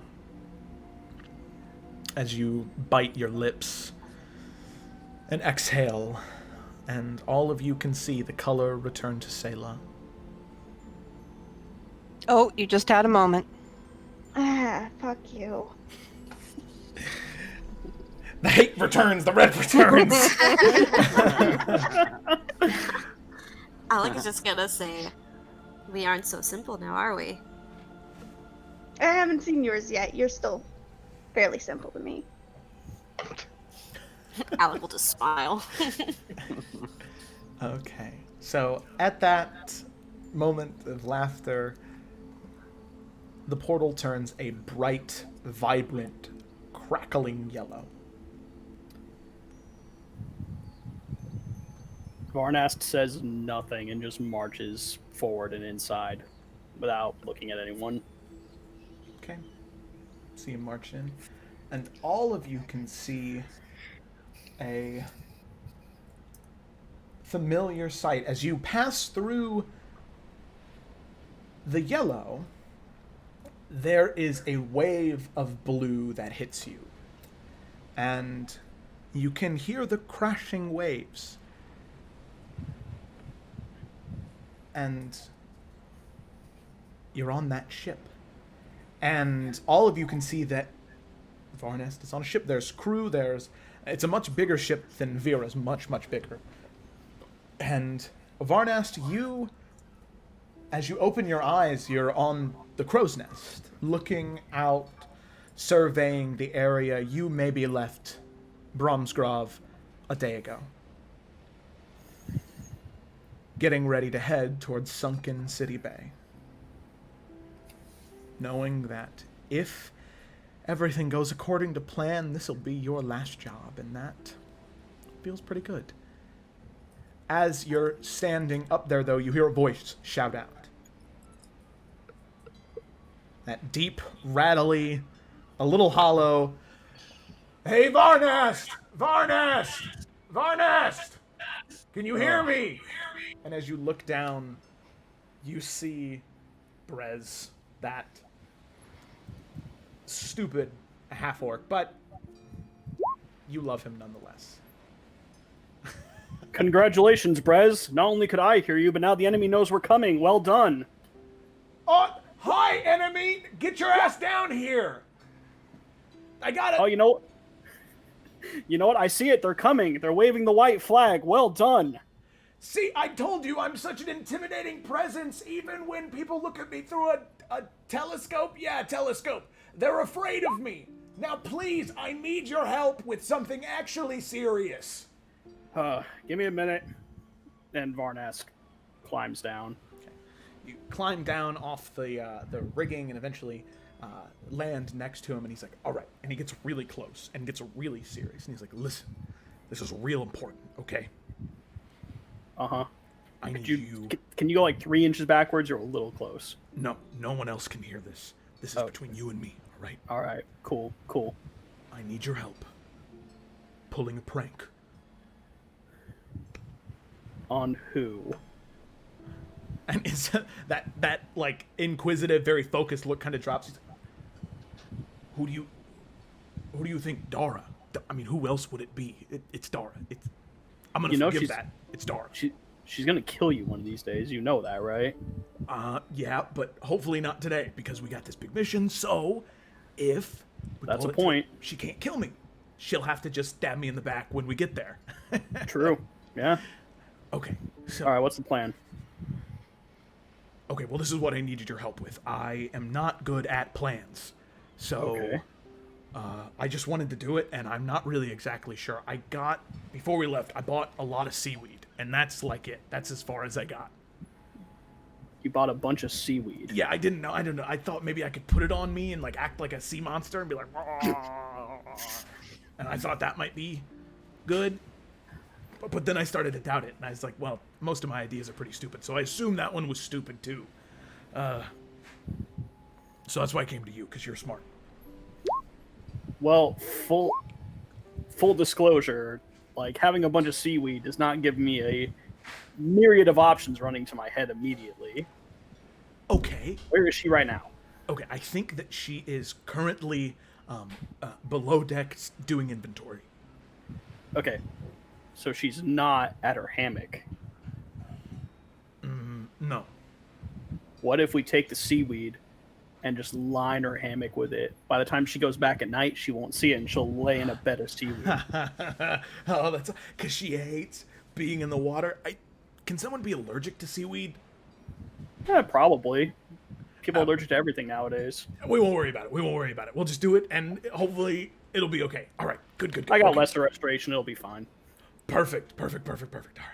Yes, see, Varnes, this is why I keep you around, because you're the idea guy. I'm just the much more handsome one. Let's go. And he smacks you on the back. Well, I'm not going to argue that. Hey, this guy. All right.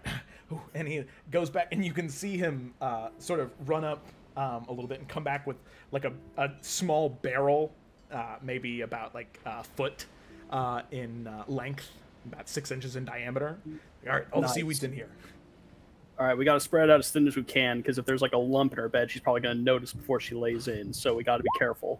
That's a good point. Okay, let's do it. All right, and you guys right, head let's go. down, and you head into the hammocked room where most of the crew sleeps, and you begin to lay down the seaweed very thinly, nice and even, and you have to redo a couple of his spots because he just kind of throws it on there at first and then tries to smear it out.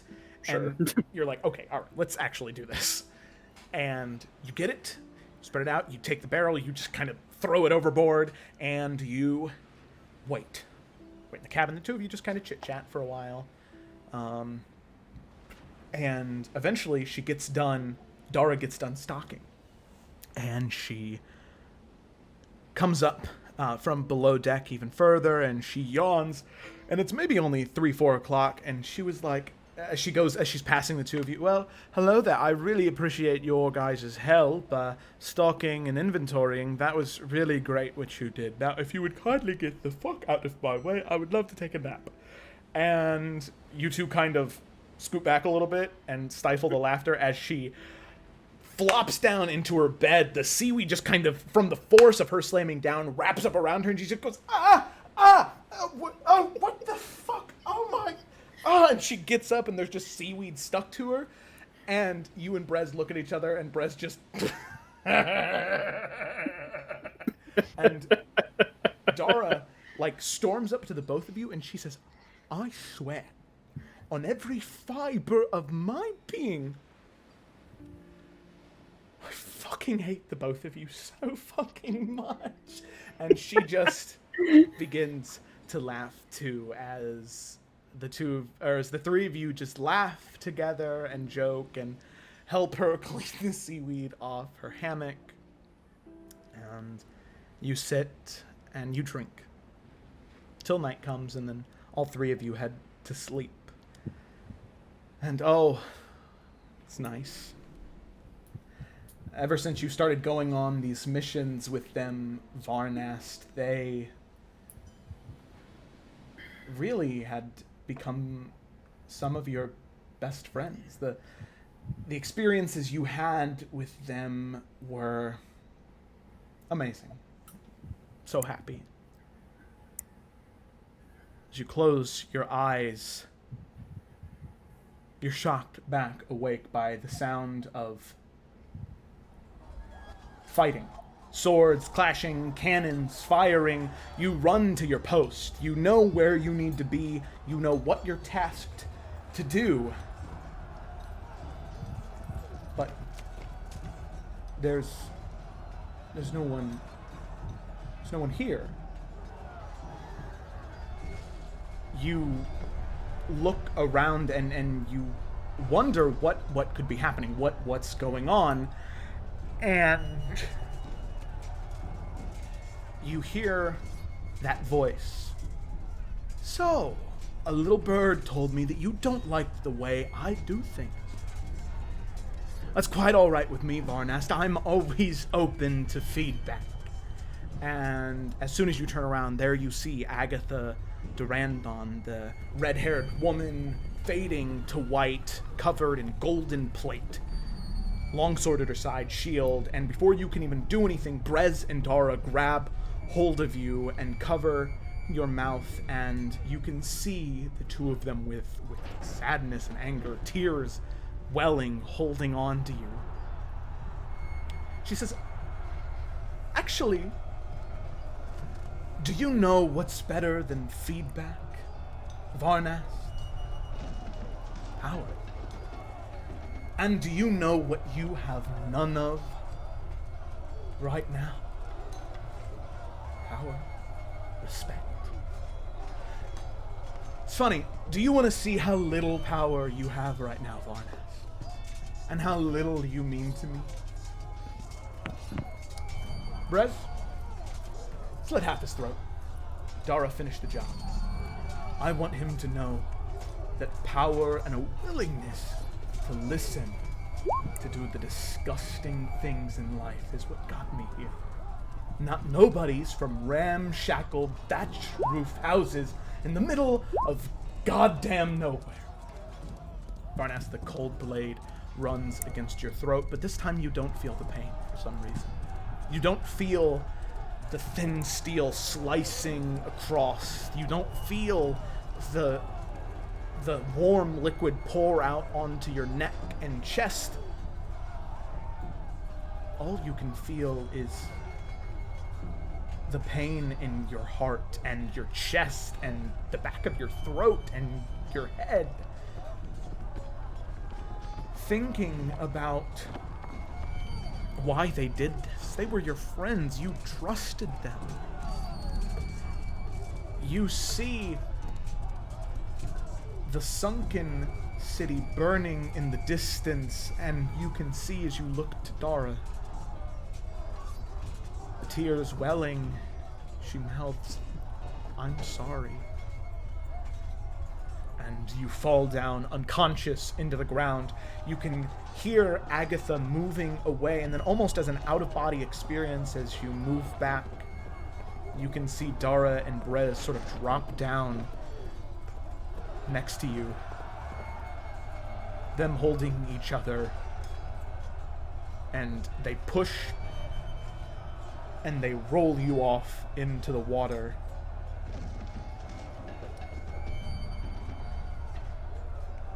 And with that cold splash, you are thrust out of that portal back into the glade.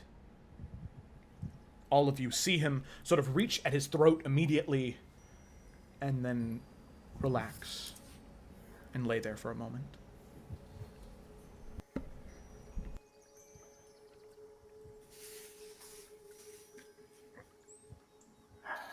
Told you I wasn't lying.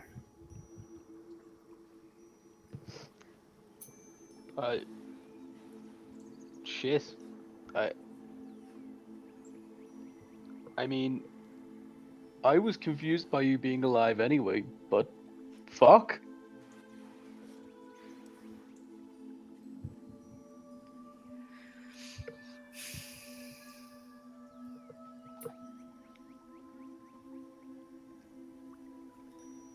Does this Agatha have some type of magical ability? I guess I don't understand why your friends would betray you like they did.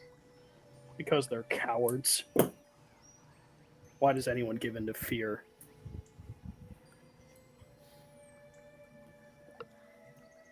I'm sorry.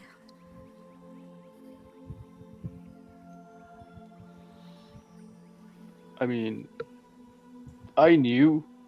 I mean, I'd heard of Agatha being a total piece of shit, but fuck.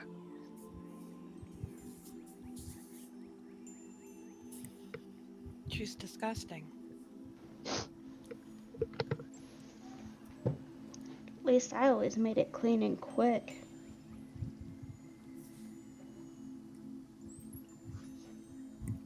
Well, next time I see the three of them, I'll even the score.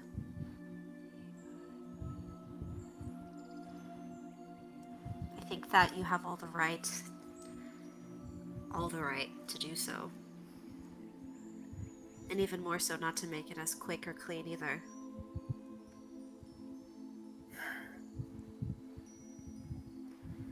But you've been given a second chance, and clearly the old gods are watching.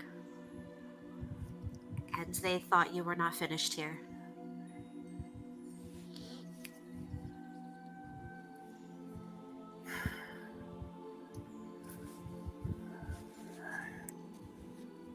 I always knew which steps to take. And for the first time since I can remember, I'm very uncertain what the path forward looks like. It's curious.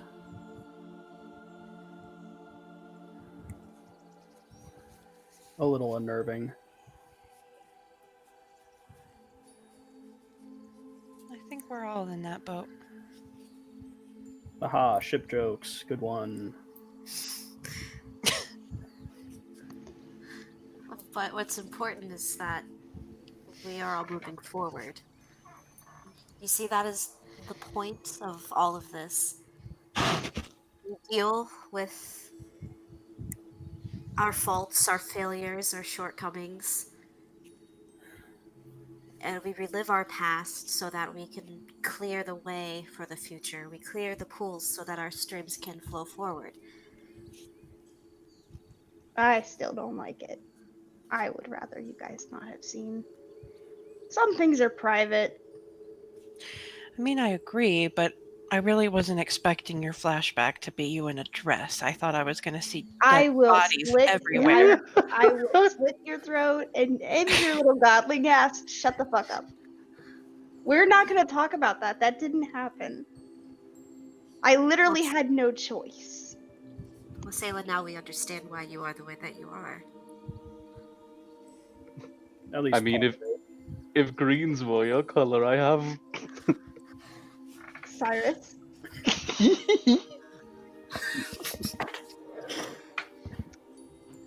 I'm gonna one of these days I'm gonna snap and just slit everybody's throats. Sorry, Varnes. I might spare you just because you've already had that done. I'll stab you somewhere else.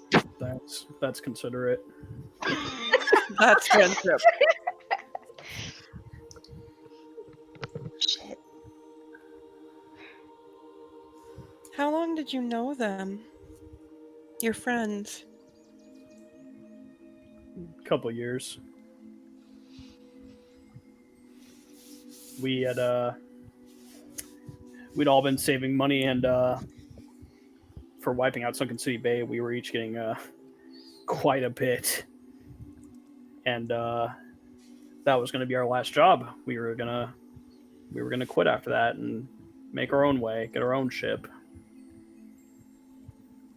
Some people just had other plans, though. That woman holds a lot of power. Yeah, well, next time I see Brez and Dara, they're going to realize they should have been more afraid of me. I like your style.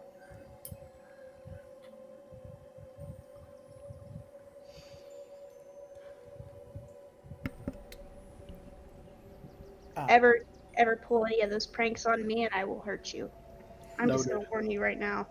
You seem like a different person now, however, I was never really the instigator. They usually just kind of involved me, made it a 2 against 1 kind of thing. I could see someone else here using you to help him out, Cyrus. I have no idea what you're talking about.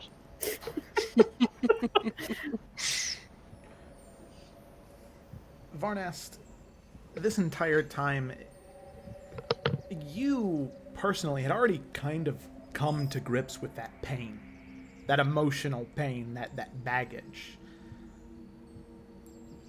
But it still was a block, and this process has been one where each one of these journeys that you've gone on, you felt that blockage that you had, that pain, was being taken away bit by bit because of these people. Where you loved Brezandara, you did. They were kind to you, you joked and you laughed. But the reason you were together was because of gold. And at least, according to your perspective now, it only makes sense that gold would tear you apart. But what brought you to these people were your gods, Alec's gods, the gods that are giving you the ability to see right now. And while you will always remember that pain, you accept it. And you charge head on at it. Because it is the gods' will that you keep going. As you exhale, releasing those emotions, all of you see Varnast's color return to normal. And you see behind him, Alec now, the only one, as she still sits there, covered in a deep shade of blue. The portal opens behind her. And Alec, you head straight through? Yeah, she'll take a deep breath and just walk straight through. Time for our favorite simpleton's turn. Just don't call her that. That's not nice. Ah, fuck you. Yeah, so just keep going. She didn't hear any of that. Alright, so you head through the portal. And you emerge immediately through trees and canopy, and you hear a voice. And all of you can see Alec is maybe 6-7 years younger. And her hair is much shorter. She is much smaller, definitely not as aggressive as she is currently. But you can hear Alec, a gruff voice, shout out to you. Alec! Alec! Papaya! My little papaya, where are you? Hello? I'm taking you here for special chieftain things, and you can't keep running off like this. I'm here, Father. Sorry. There you are. You can't keep running off like that. And you can see, think for it, all of you can see Logan Silverfoot. Same deep red sheen to his hair that Alec has, the same dark skin with red undertones. Holding his staff, wearing his mantle. So what fantasy were we caught up in this time? Not being the chieftain's daughter, I suppose, as it is most times. Well, I think the mare is gonna give birth soon, so I was trying to find her out here, but I've lost her tracks. Well, it's a good Sorry. thing you didn't forget the reason we're here. It's all right. Tracking is difficult, especially when pregnant. They can tend to have a bit of a struggle, and they move a little more erratically. So, come on, we'll find the tracks together. Right. Good. So, let's see here. And you see him study for a moment, kneel down. Here we go. Do you see these? And he points out a few of the tracks and how you had sort of misstepped and missed the tracks. He says, "Nope, follow me." And he begins to walk. And he says, "Alec, I understand the worries you have.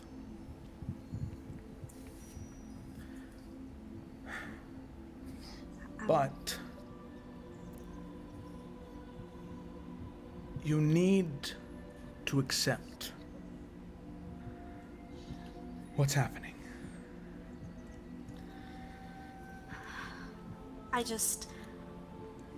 don't know why it has to be me. I just don't think that I don't think people will listen to me. Like, they listen to you. They listen to everything that you say, and you know how to say things so well, and I don't. All right. And he kind of stops following the tracks and he turns back around. And he kneels down so he's eye to eye with you, and he says, "Tell me to do something."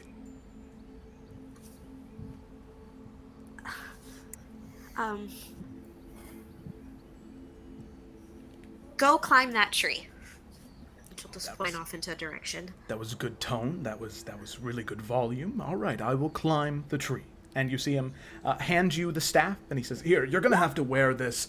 I don't want to get the mantle any more dirty than it already is." And he puts the mantle around your shoulders. It weighs down heavy on you, and the staff is thick and heavy as well.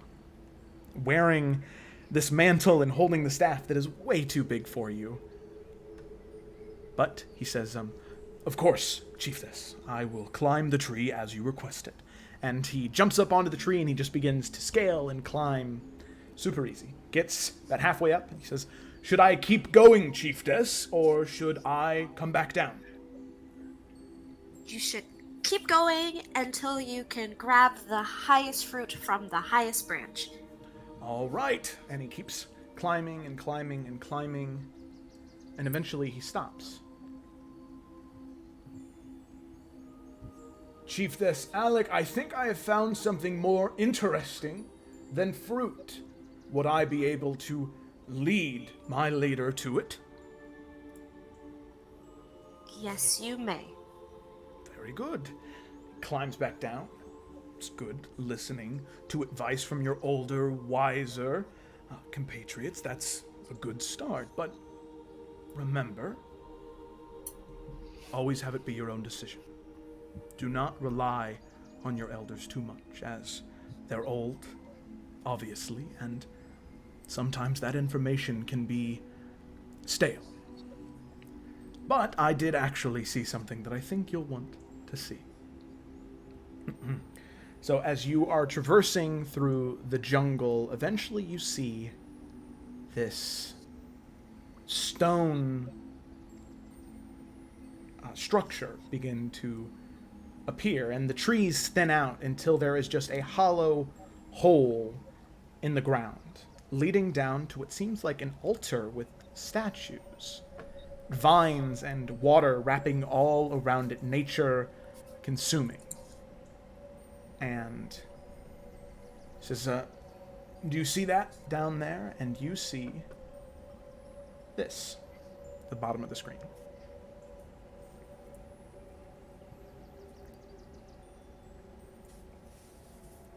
Yes, I do. I can see it. Good. Now, What do you make of it?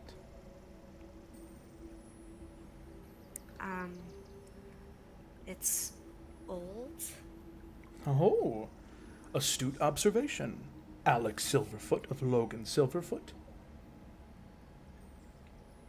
It's important. It's a ruin, a tomb of some sort of the old gods, maybe.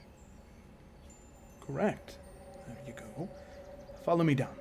And you see him just kind of, the about 50-foot drop, he just kind of drops and lands, easy peasy. He says, here, jump down, I'll catch you. She will jump down. He catches you, sets you down. Here we go. And he picks up a stick. And he kind of twirls it around a little bit. Now, Chiefess Alec, what is most important to you? And he continues to walk closer towards the circular area seeming in the center of this ruin. What is most important to me? Correct. What is most important to you?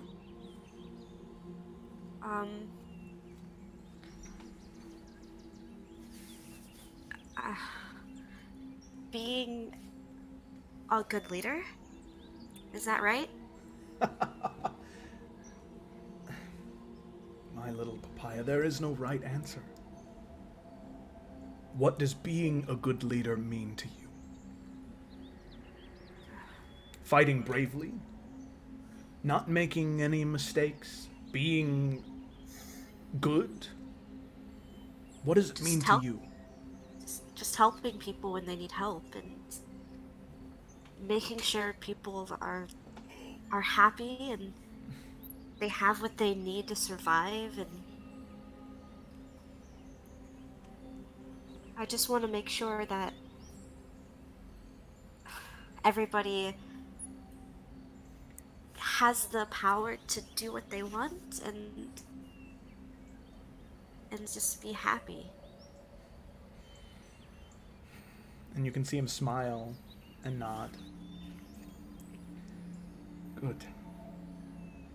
You just want people to be happy.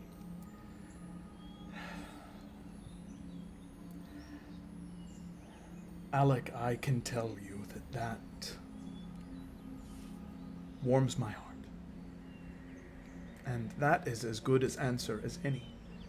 Even you now, young and unsure about your place in the world, you know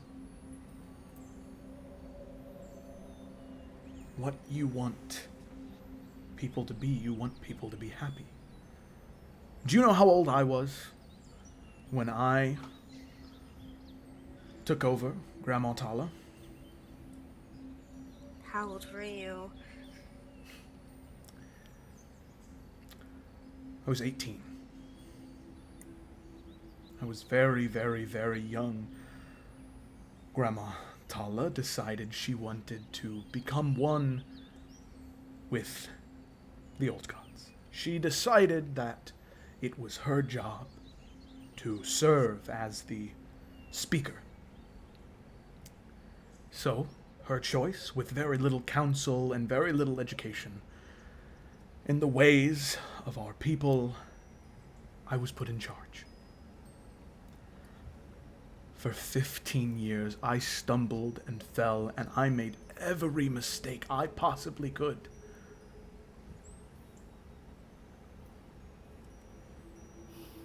Do you know what kept me going through all of it? What? You. I would make a mistake, and I would come home to you and Mother, and I would know that I had to be better. I had to do better. For days and weeks and years, I thought that fear was the way. Make them respect me out of fear. People hated me for so long. But then, one day I came home and I was tired. I wanted nothing more than to eat and sleep. But you would not leave me alone. Kept wanting to play. Kept wanting to practice your sparring. So I decided, all right, fine. I'll do it.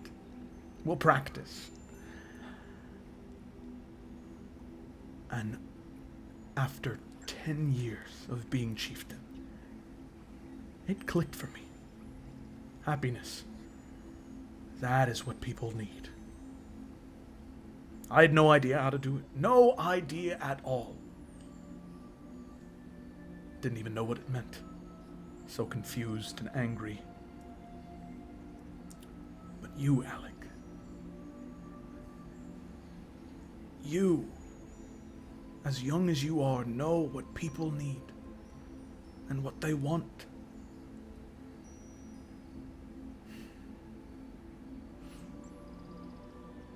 You know that you can do this when the time comes. There's no reason to be afraid. You can accept it. And I led on a little bit. I know what this place is, and I led us here on purpose.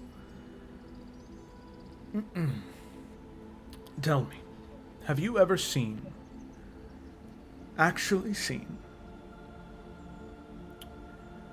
the ancestral lights? I don't think so. Thought not. So what I want you to do is I want you to close your eyes.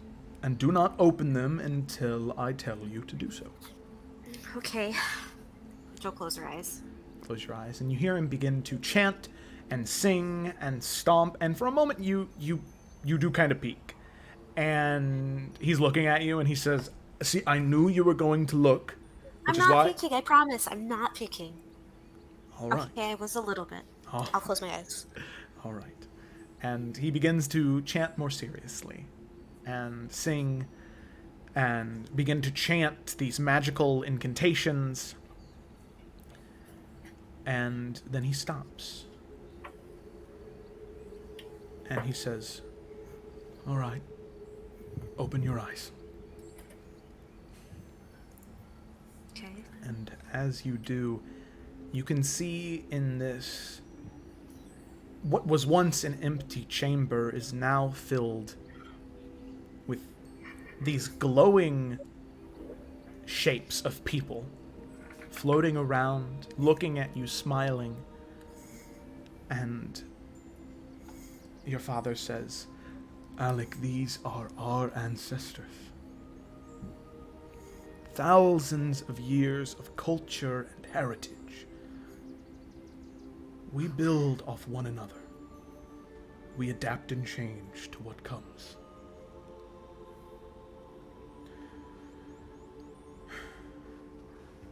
There are many who are like you, who were afraid, who weren't willing to accept what the truth was.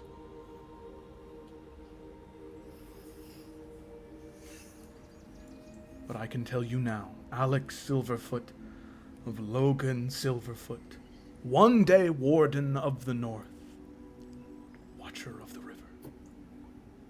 Whether you like it or not, through thick and thin, through blood and water, you will be chieftain. You are a leader. And Alec, I need you to accept that. And she's like looking at all of the different lights that are floating around her.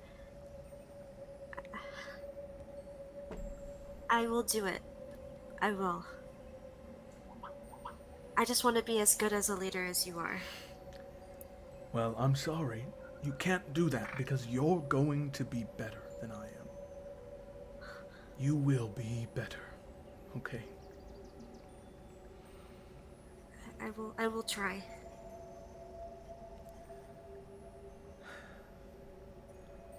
I fear for our future, Alec, and I fear that darkness will come and... What do you mean?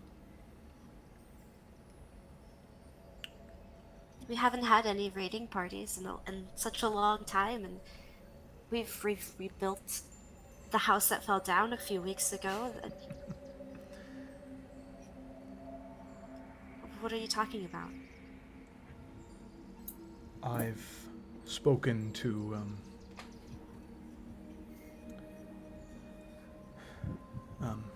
Baron Bronzeclaw, the seer of the village, of our tribe, and he says that fire will rain down upon Congiado soon.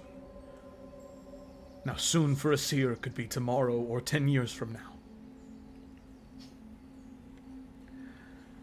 I don't understand. I don't either, my child. But when the worst comes, I want you to know that it's not just you alone. I and all of our ancestors will always be with you, showing you the way.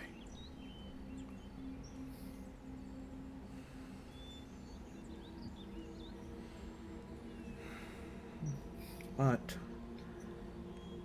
for now, let us continue with your training. This seems like a great place, and who knows, maybe the ancestors will aid in your lackluster quarterstaff fighting. I think there's probably been a master or two in the past 1,000 years. What say you, Okay. You'll regret that. And she'll kind of give him a shove. As you do, he kind of, oh no! Oh no! Oh, I can't get up! I can't get up! And as you kind of move over to him, that stick he picked up when you first walked in here, he knocks your feet out from underneath you as you fall back down onto the ground, and you close your eyes, and as you open them again, you're no longer there. You're no longer in the jungle. You are in that fighting pit in Sunken City Bay, fighting against those cockatrices and those weird dagger-wielding creatures. You can see your companions fighting alongside you. You also get flashes of the fight with that warlock. You remember seeing all of your companions giving it your all. You remember shouting out commands, trying to help, and in both fights, being victorious. And while you weren't telling people what to do, shouting out commands like your father, you feel like you helped, but you still feel like you struggle with it, especially after everything that's happened. You think back to that moment when he talked about that coming darkness, and you still feel like you're not ready. You had 7, 8 more years of training after that, and you still feel like you are that scared little girl who got lost in the jungle. And as you shock back through the portal, you return to that glade. All of you see her more calmly emerge and sort of fall down onto her knees, and then look back up at the rest of you.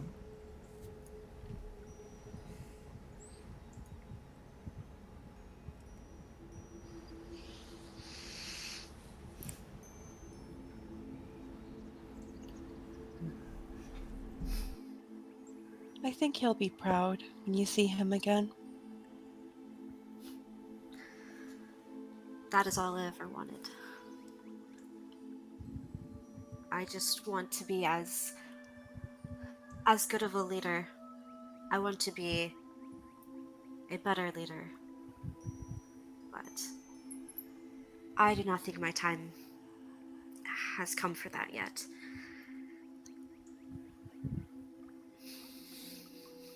I can only hope that my people are still I know that my people are still there, and when I do go back home, they will look to me like they looked to him.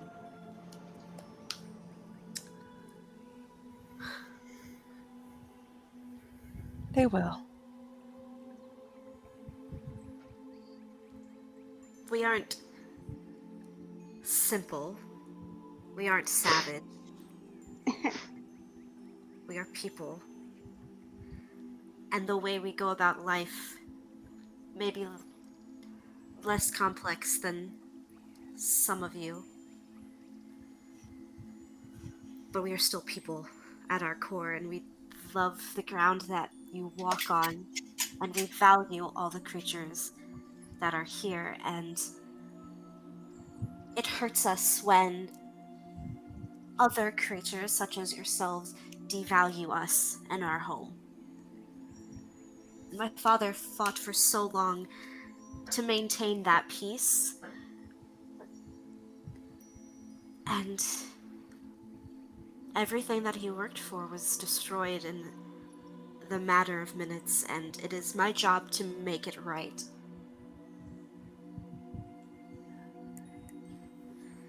And that is what I will do.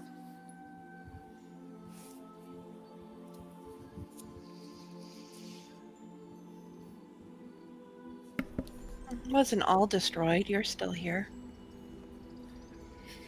There's hope. There is always hope. You're right. Until there's not, but you know. Barnes hits your shoulder in the same exact spot again. And Alec, I was kidding that time. Jesus. You used the same tonal inflection in your voice. What do you mean you were joking that time? Obviously, you don't know me. Nah, I am new here. so Alec, toning out the back and forth for just a moment, even after that interaction with your father, you still had a hard time dealing with and accepting your fate. And even now, releasing that is difficult. You don't accept that you are the leader of the people of Congiato. You don't accept that you are the leader of these four. You do accept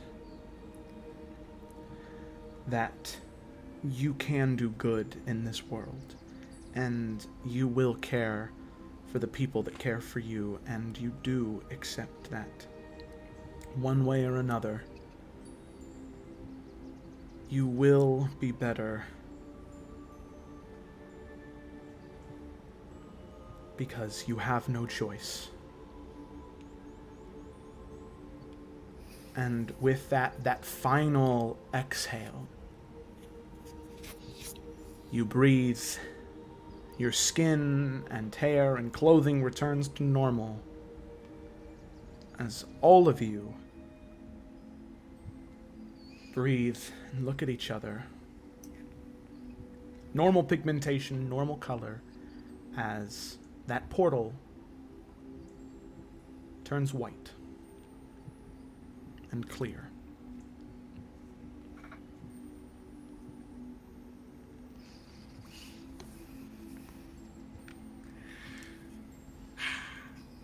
All right.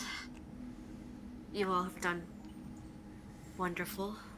I hope that you don't completely regret this experience and consider it a rite of passage of sort.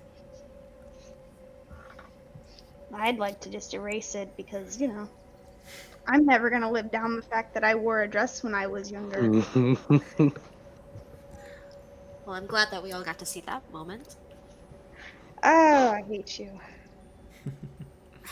Alec will wink, because she discovered she can do that. and then and she'll go through the portal. Okay. So one by one, all of you exit through the portal. And before you return, you remember there was one last thing. The future. That glimpse of the future. And as you're passing through, you get several glimpses. The first thing you see is you see the hipping, you hear that yipping and hollering, that haunting screams of the gnolls that hunted you. And then you hear this growl, this deep, echoing growl, this deep laughter and scream that is matched by an equally as terrifying image.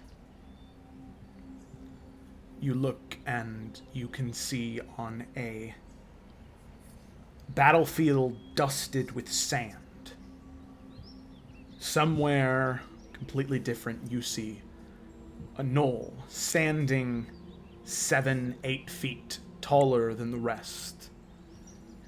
Heads draped around his shoulders like a necklace, a bloody bone axe and a spiked metal shield, and one glowing gem in his right eye, an emerald.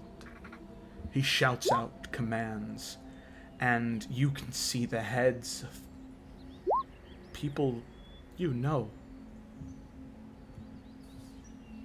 You see Duncan's head. You see Jalissa's head. And most terrifying of all, especially for you, Morganix,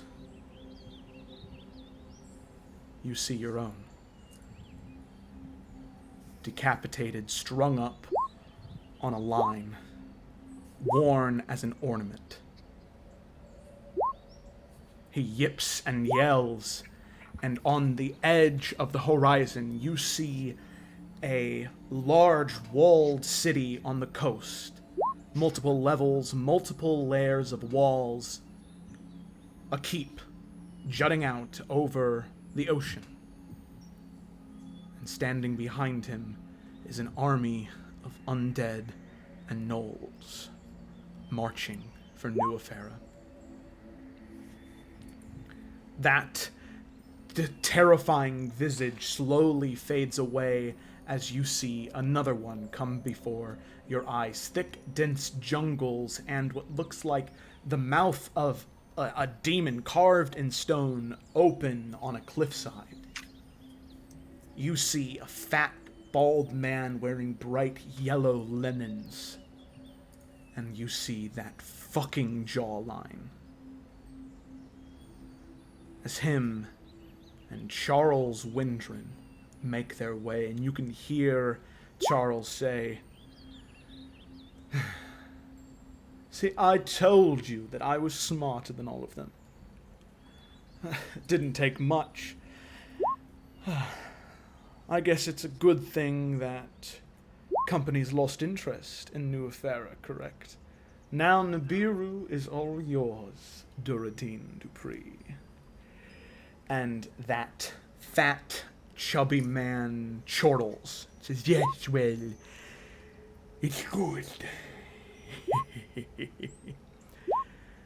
Very, very good.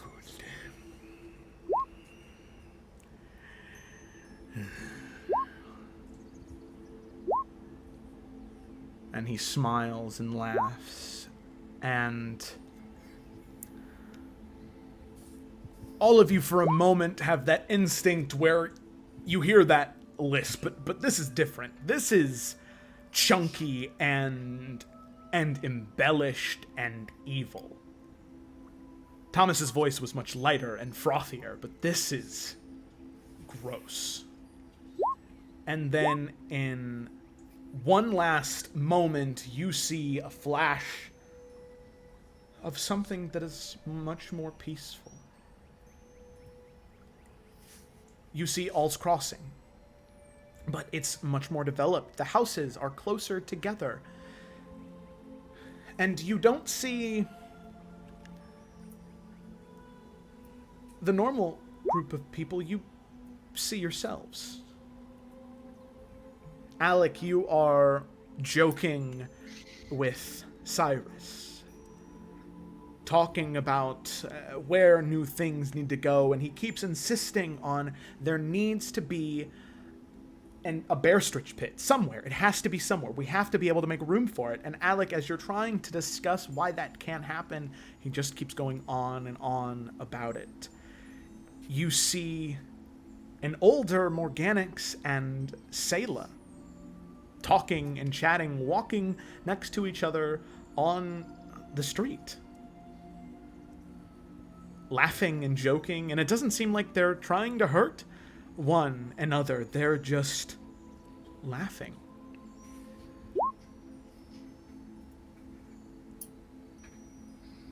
Alec and Cyrus, you see them, Varnast, approach them, and he says something to them, and then the three of them begin to sneak around, and for some reason, with barrels of seaweed, they toss them onto Sayla and Morganix, and the two of them yell and then angrily look at the three of you, and almost like children, the five of you scatter and run, chasing after one another in this place free of war and sadness and anger.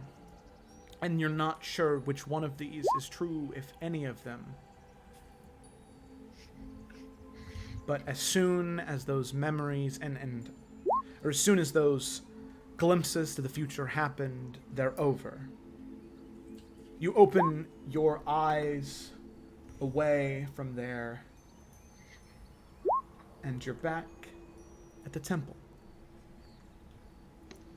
You can see Matriarch Watana smiling at all of you, and she says, "Good. Good. It warms my heart to know that all of you found peace in some way. But I must be honest now. This is not something we do for all travelers. You all are special. You all are going to serve a grand purpose." And right there, we're going to take a really lightning quick break on that little cliffhanger right there. Super lightning quick, like 3 minutes, just because I have had to pee for the past hour. And I will be right back. Be right back. Holy shit. I'm gonna die, y'all. We all know the happy Sayla shit's just no way. Oh god. That was a fun ride.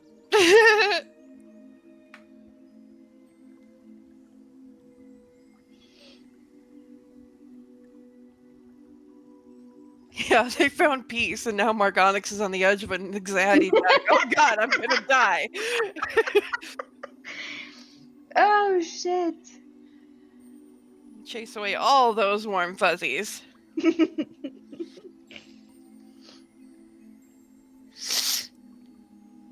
Gotta love it.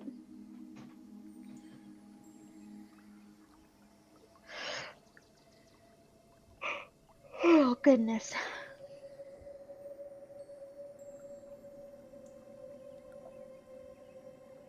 Oh man, hello? Hi. Oh man, need to be more liberal, or more conservative about how much liquid I intake as I TM. Whew. Drink a big ass glass of water and a Pepsi and it's over. That'll do it. Yeah. Yeah, about. That'll do you. All right. I don't know where everyone else is, but I know Kayla is in the restroom now as well. So, as soon as Did she... you guys have to fight over it? No, I sprinted. I definitely won that. I rolled that 24 on initiative. Channeling Nice. my inner Sayla. Yeah. Interesting. Oh, goodness. But yeah.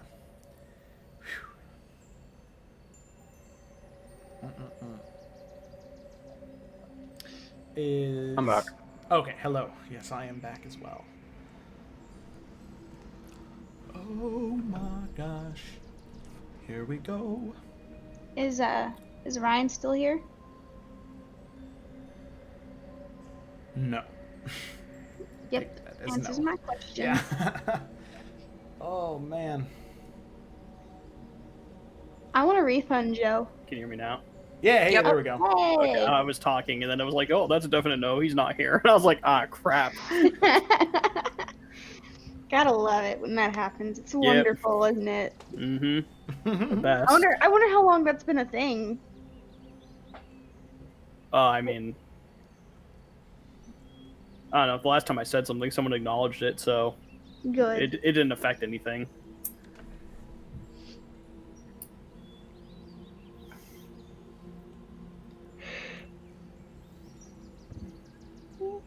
Heavy Excuse me, shit this sorry. week.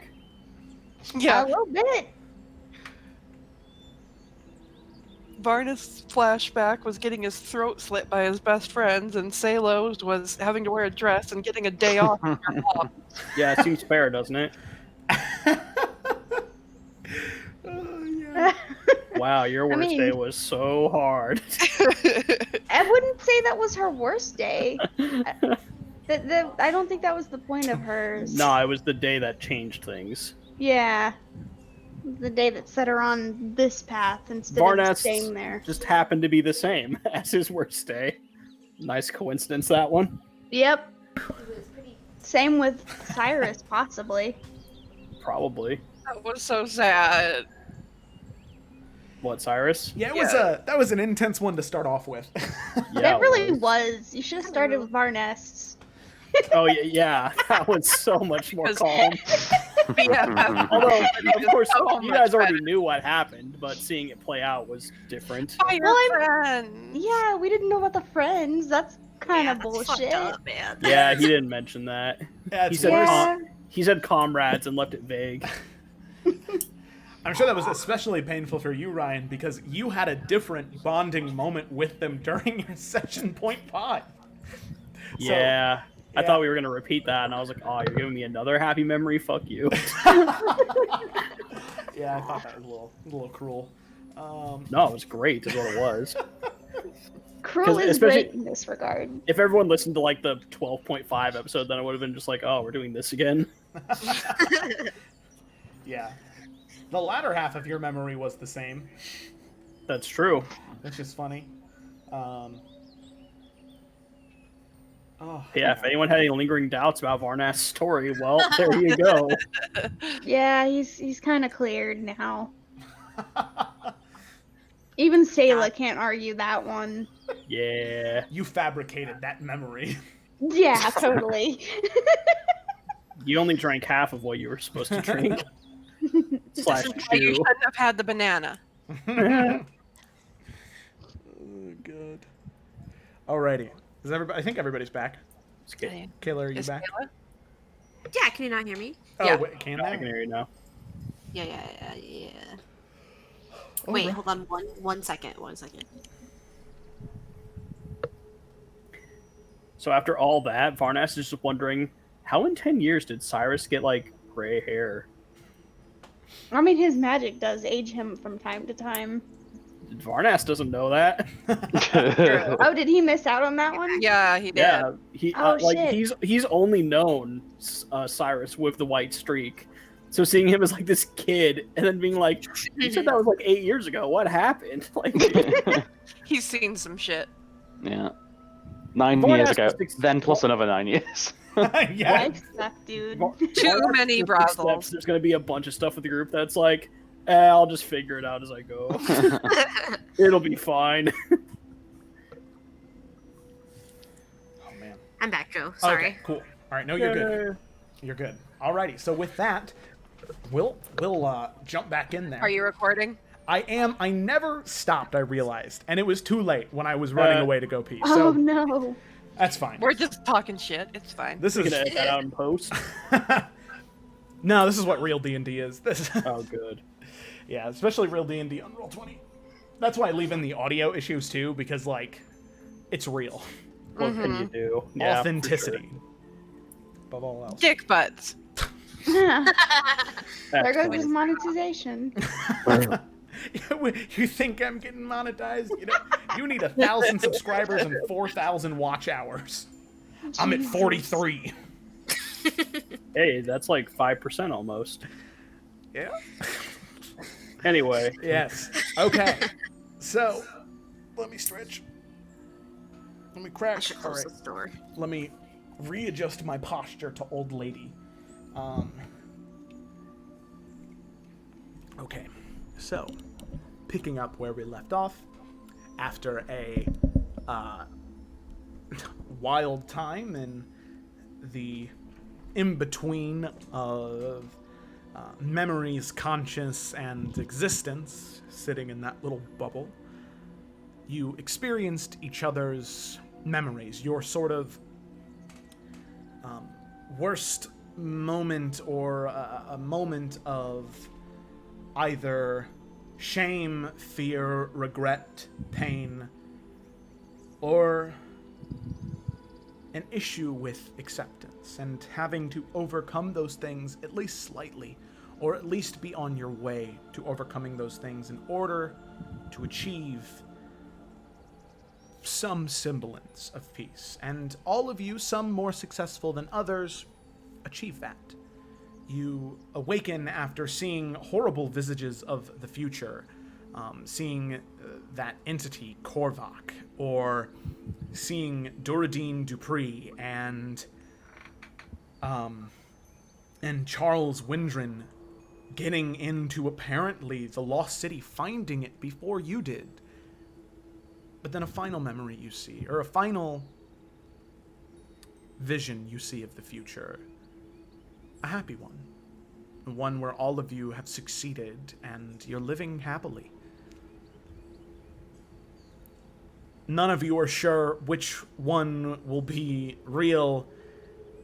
Say, like, you pray to all of the gods that it's not the last one.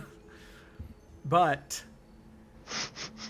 you do eventually make your way out from those visions of the future and awake to see Matriarch Watana standing in front of you, smiling after she just finished what she said about how it was important for all of you specifically to go through that process. Sadly, the same process that, well, not sadly, but we're not able to do it with the same amount of extravagance and, well, ceremony that Baramichi went through. But we still were able to accomplish what we needed to do.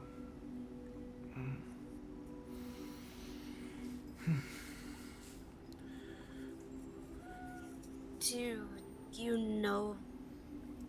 I'm sorry, I'm not familiar with this place as well as I probably should be, but we noticed the statue as we were led around yesterday, and you mentioned Baramichi again.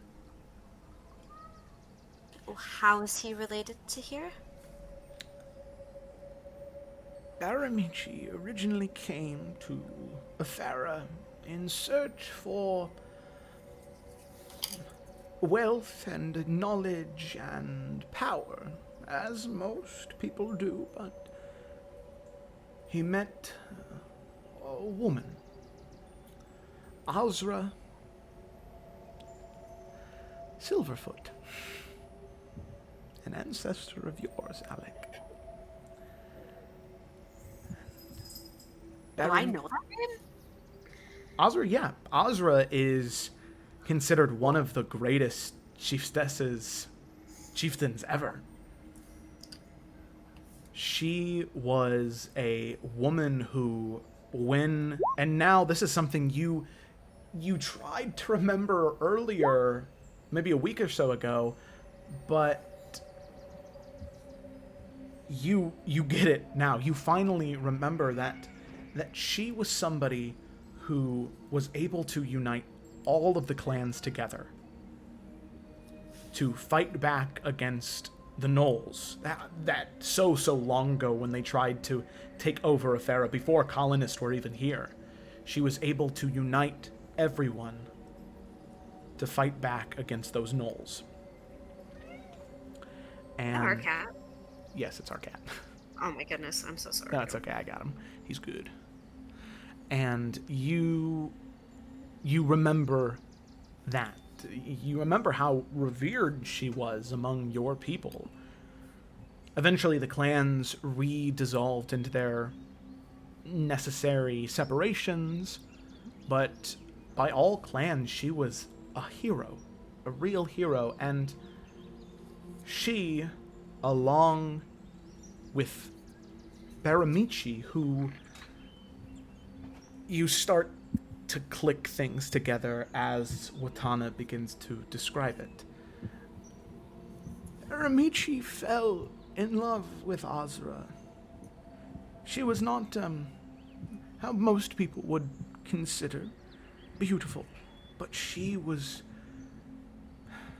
well, a ferocious warrior and one of the most brilliant tacticians I believe the world has ever seen. She could command troops and lead soldiers into victory. She was a warrior. Baramichi fell in love with her, and he relinquished his name and his ties and promised he would do all he could to help preserve this. And instead of searching for Nibiru for his own purposes and hoarding over that wealth, he decided to protect it from Korvac and Yanogu.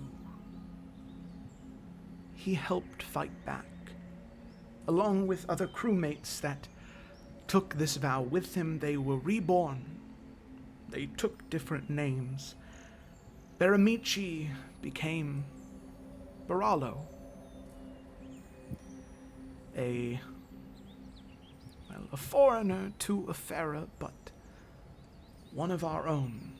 And Baramichi is actually, he was the founding member of the Wayfinders.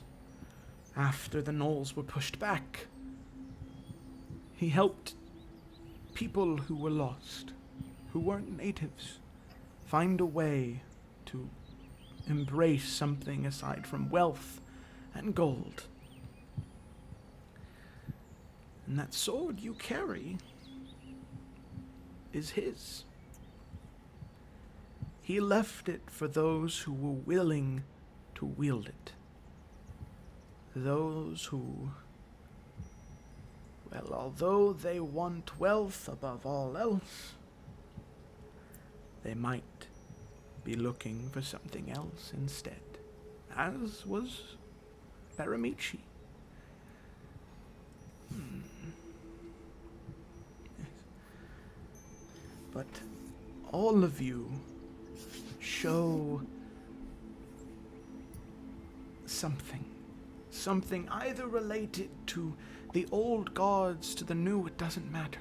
You show something that led you to find his grave, to find us, and to be together. This is special. You all are special. And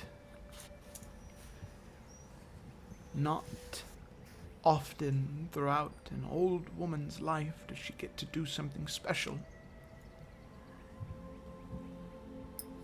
But I was able to do something special.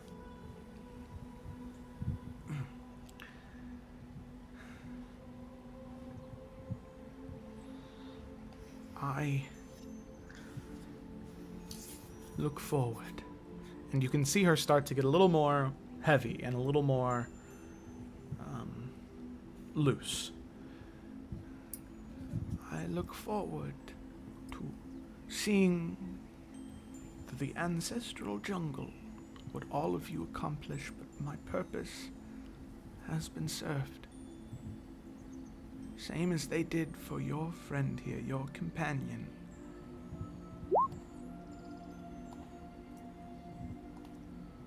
The gods gave him life to do what he needs to do. And the gods gave me life to do what I need to do. And she sits down near the base of the stem that feeds up to the tree. She smiles at all of you. It is quite wonderful, really. Alec, I think, is gonna go kneel by her side and just put her hand on her knee and just say, "Thank you, Mother, for everything that you have told us. You've helped us more than you know, and the blessing that you've given to us through the ritual was more than we could have ever asked for, so you have our thanks." Does it look like she's about to die, Joe? Is that what's happening right now? Yeah, you can actually see Oh, that the tree is starting to move and wrap around her and bring her in. And at this moment, Nahara, the woman who came to get you originally, that Asimar native, she sees what's happening as she comes down, hearing the commotion, and she just stares. And she smiles. And goes down to the tree and kneels as Watana looks to her and says, "Even though the path is broken for you, and for you, Alec, you both will find a way to fix that cycle and restore order and balance to Efera. And all of you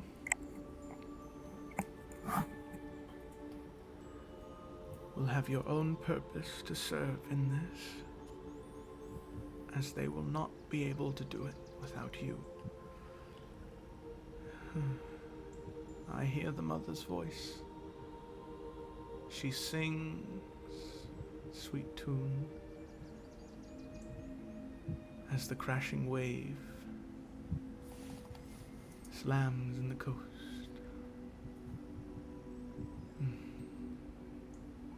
Peace. And with that exhale, the tree just continues to wrap and pull her in. And you can see as the tree begins to absorb her and tuck her in, you look at the tree and the lights and you can see a new orange light float, grow, and then float off and continue to float around the tree.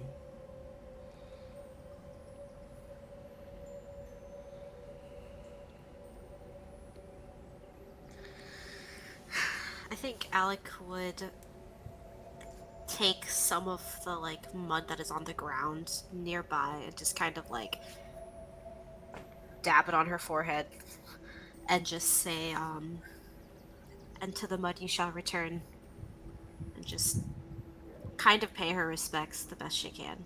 Nahara does the same. To the mud you shall return.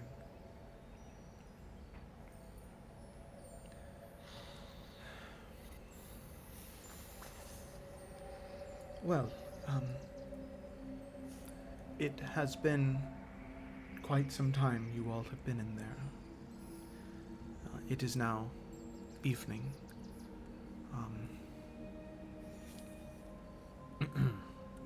I'm sure all of you are hungry. And I think the last thing my grandmother would want is for all of you to be hungry. Please, I'm sure all of you would like a moment to talk by yourselves and a moment to think.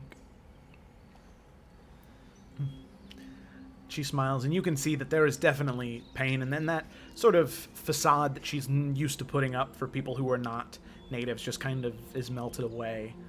As you can see, there is much grief in her right now, but it is accepted. It is the way it is. And she leads all of you back to the tavern, and as you return to the tavern, it is same amount of busy as it normally is at nighttime. People drinking and laughing, natives and foreigners all together. And the five of you make your way up to your room. Nahara leaves you with a smile and a nod, and then shuts the door behind all of you as you enter the room.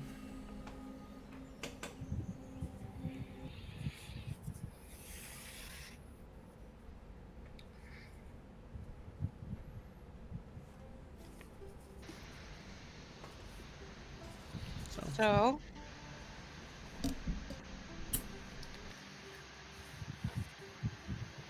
if I Wow. die, you're gonna have to recover this thing and destroy it. Just to be safe. Well, the goal is for you not to die. What we saw were just possibilities. They're not. It is not set in stone. If I do, And I need to know that somebody is going to take care of it. You're way too fucking hard to kill. Let's just be real here. Fucking little godling. if you die in battle, I will make sure it is recovered. She's not gonna fucking die. But you're not going to die. Just covering my bases.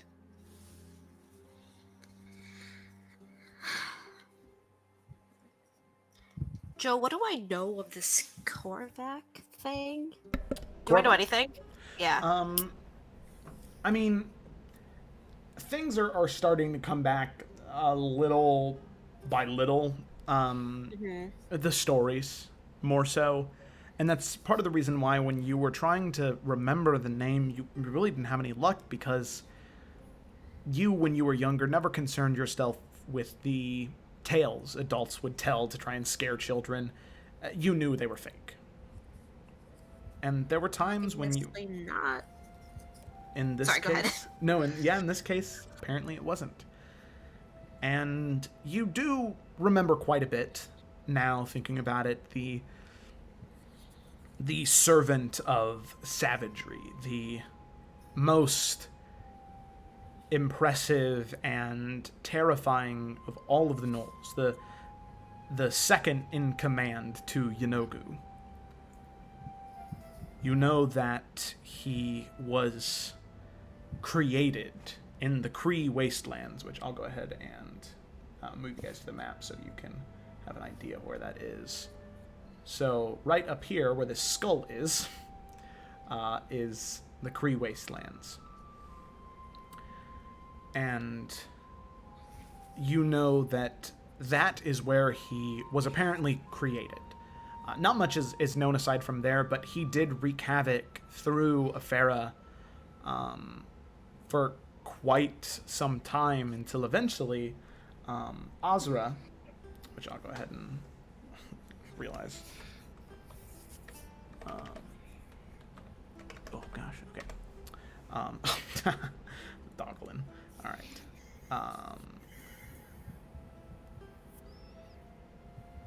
Azra, she was the one who was able to unite the clans that still existed to fight back against Yunogu, and eventually succeeded. And it was originally thought that he had been destroyed, killed permanently, but apparently not.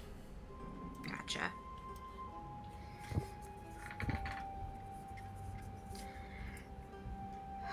Okay, well, I think that our goal is relatively clear. We need to continue pushing forward to New Efera.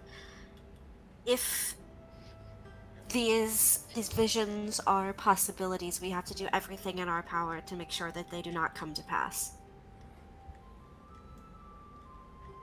Agreed. Now, I know this was a very interesting day for some of you, but I hope that by exposing and becoming vulnerable with one another, we have gained a little bit of trust, and I will gladly fight by all of you, and I will die for all of you. And you have my word on this. And I hope that we can carry forward as a team and as a tribe of our own.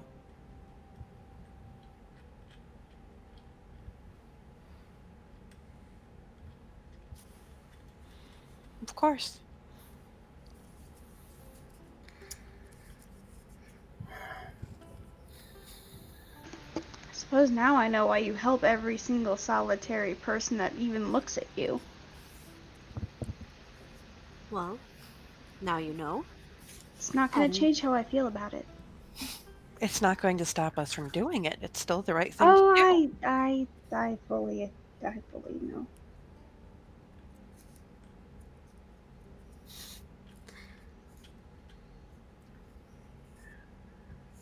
I'm not freaking out. I'm fine. I totally can tell. What time is it, Joe? It's probably 10 o'clock. I mean, you guys were apparently in that for, 12, Like, 14 at- hours. Oh, 10 o'clock So at night? we're all starving. Yeah, you are Damn. starving, thirsty, your mouth is dry. There is food up in your room for you. It seems like Philip kind of understood how long this process was going to take and decided to leave some food up for you, so you didn't have to go down if you didn't want to. Okay.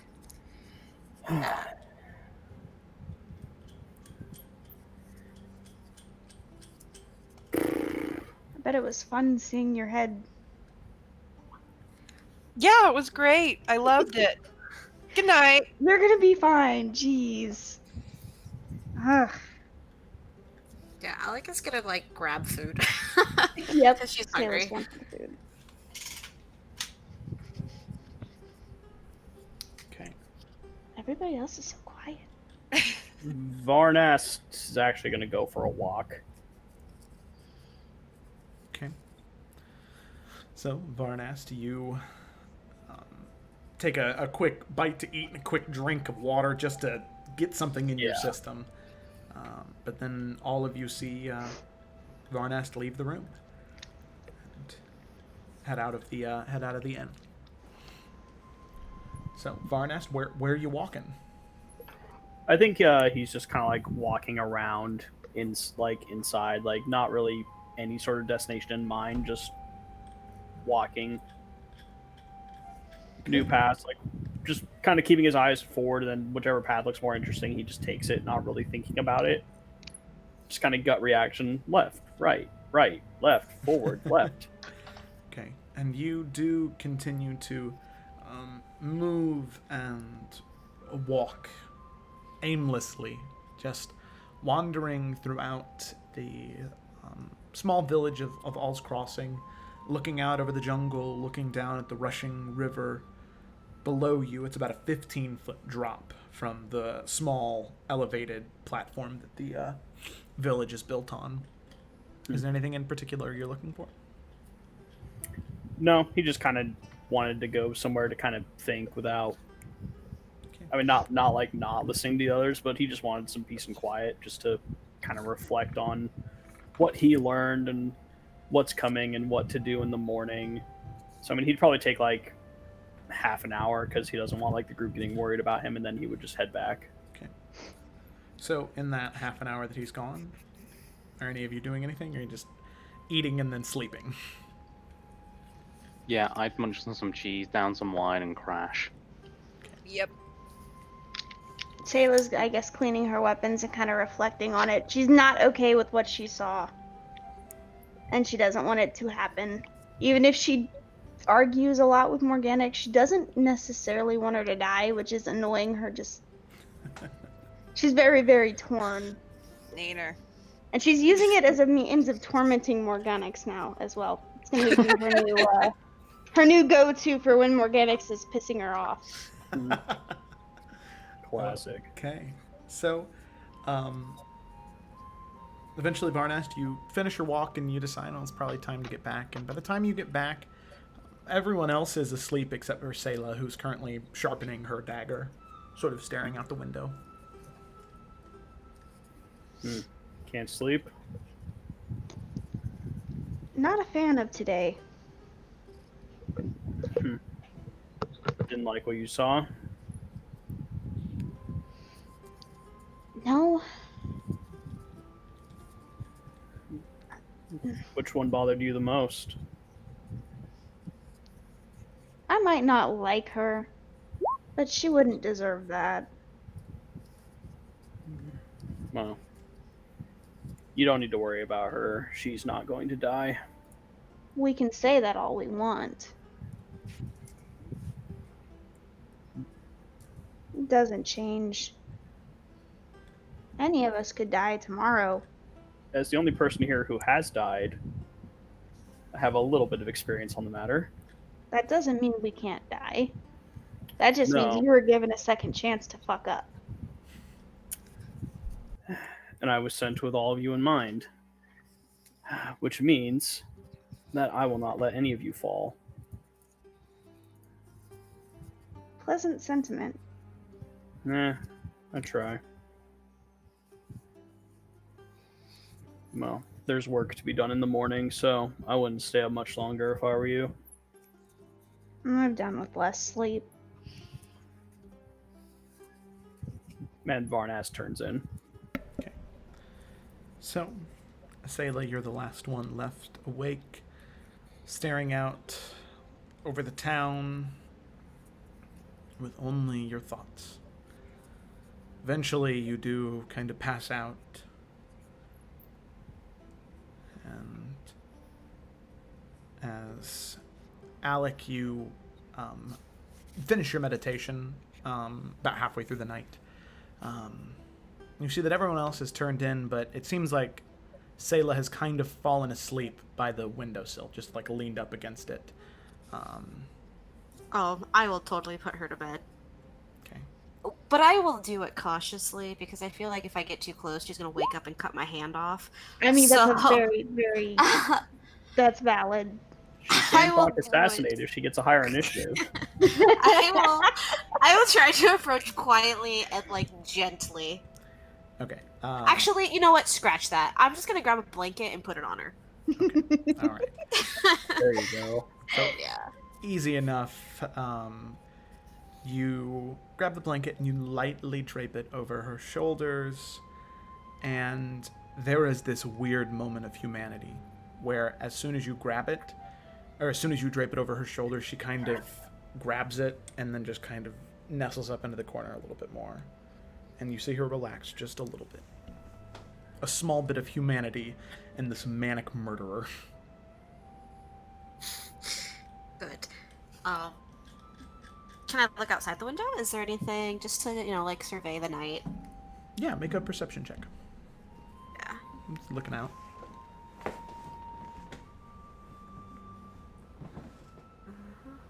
There you go. Hey. Oh, Oh, hey. wow. Nice. Well, I didn't mean to roll like that. I That's okay. apologize. Well, but... hey, it's 22 either way you slice it, so that's okay. So you look and you survey, and you almost don't see it at first. You kind of have to do a double take, because most of the time you're just used to seeing, especially in a village, or when you were in New Verdalca, or even in your own village, you would remember seeing people moving about at nighttime, but especially in New Verdalca, you never saw any animals. And in the slumbering jungle, animals aren't here anymore because of the colonists, but as you look out in to the forest, just barely being able to see it, you can see this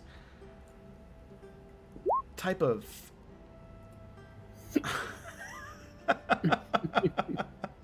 We lost Cyrus. oh no, Oh yeah. he just disappeared though.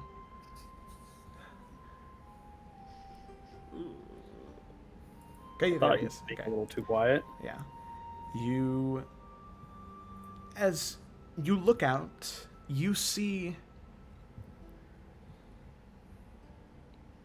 birds. Just sitting out on a tree, and there's maybe 5, 6 of them sitting out, pecking at each other, and you can see that they are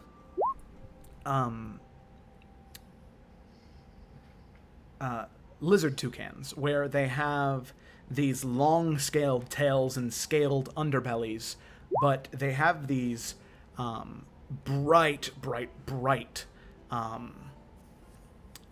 colored feathers of reds and blues and yellows, and these large, like toucan bills, the very, very large, or beaks, I mean, these very large beaks, except when they open their mouths, there are these like little lizard forked tongues that come out and sort of, almost kind of like a frog, they like stick on to any type of gnat or bug that might be on the other toucan, and then they eat it. And then sometimes they nestle up, and they're no bigger than probably a football or a basketball. They're smaller Do they creatures. look like menacing, or they're just No, like they're just- in birds? They're animals. They are animals that have returned, and you're not sure if it's because of something that happened today, or All's Crossing, or what, but animals are starting to return to the slumbering jungle.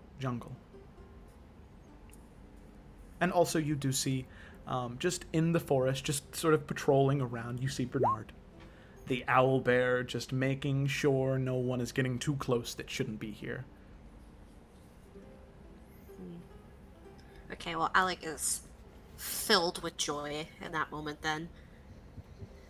I think her second smile, like, definite, genuine smile this whole time. I think she'll just be at peace with that and just kind of hang out by the window until everyone else wakes up. So all of you eventually yawn and stretch. Oh, me too. And you wake up, and you feel refreshed, and you feel good. 2 nights in a row, a bed, fresh food, no hags or gnolls trying to kill you. It is divine. It's amazing. You wake up, you snack on a few bits of fruits and vegetables and water and juices that are there for you. And Selah, as you wake up, you feel warm and cozy, nestled up against the window. You open your eyes. There's a blanket on you. And you don't remember getting a blanket.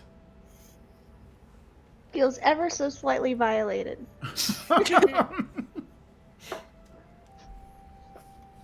Am I near her?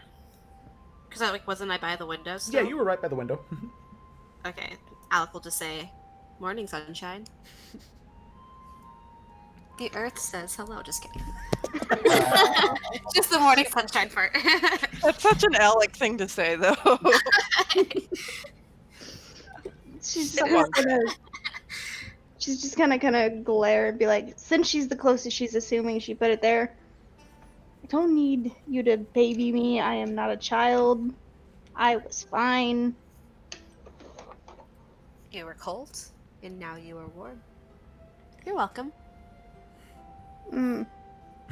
Right. Just kind of tosses the blanket over on one of the beds. She's grateful in her own way. She's never gonna actually admit it, though. Checks out. Alrighty. Sounds So, right. all of you waking up, are there any other morning rituals, or just scowling at blanket giving? What are our plans for today? I think We need a horse. Oh, that's important. So are we leaving today? Should we just gather supplies and go? Time kind of feels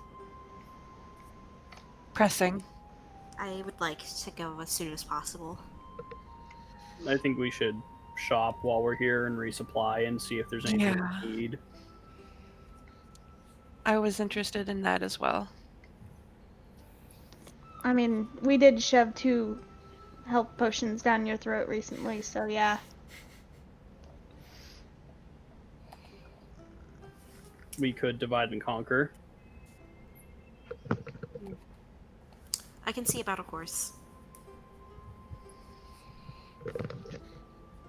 I really need to hit that market they were talking about.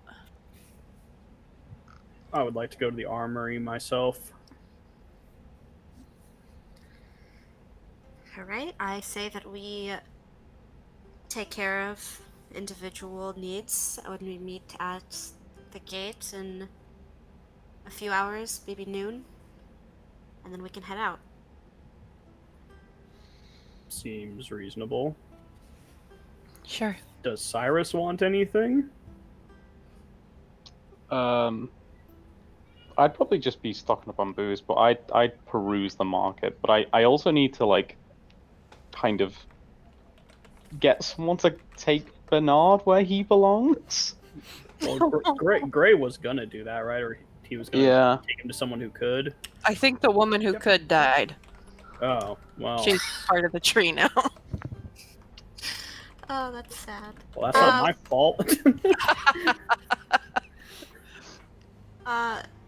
We can also speak to goodness, I've already lost her. Nahira? Nahara? Nahara, yeah. We can speak to Nahara to see if she has a way to take care of Bernard as well. Okay, so we have horse. Ooh, wow, let me spell that correct. Oh, wow. So we I have mean, horse. maybe Bernard could just follow us and deter anything. We have Bernard. Wait a second. Bernard. We have shopping. And then... Was there anything else? I think we're going after that, right? Yeah, Morgonix might like to have a conversation with Nahara, but it's not super pressing. Is there like a library? Never mind. Alec doesn't know what a library is. Is there like some? I'll just talk to Nahara about it. Never mind. Alec would also like to talk to Nahara. All right. Cool. That was a hard thing. Narhara? Oops. My bad. Okay, so we will go ahead and start with the easiest thing, which is the horse and... Oh, you guys drug the cart, so you don't have to buy a new cart. That's nice. That's true. Alex strongmanned it. Yeah, That's right. went wild there. All right.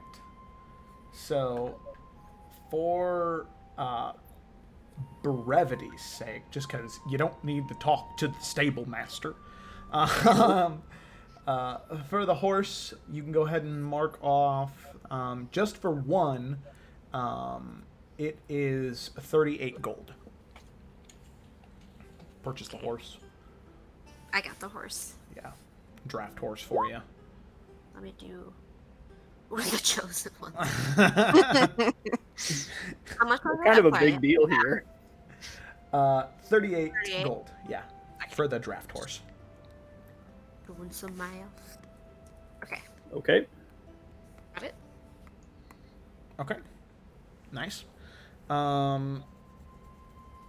So there's that, and then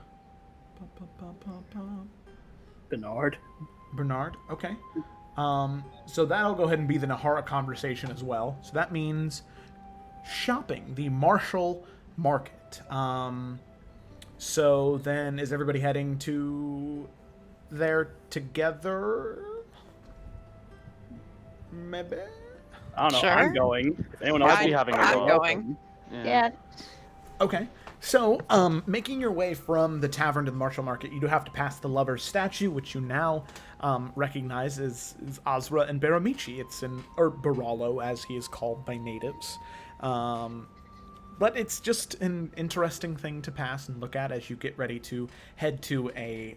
it is roofed, but it's an open-air market where there are different merchants set up selling different goods, anywhere from bolts and crossbows to firearms to shields and armor, some even selling magical weapons and armor.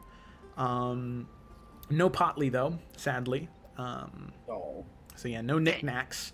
But it seems like anything you need in the world of martial or simple weapons and armor you could find here. So, what are we looking for in particular? Just to keep this simple, how about we start from like the left to the right, like everyone can just say individually what they're looking for rather than us all going at once. Sure. Try this. Alright, so what about Sayla?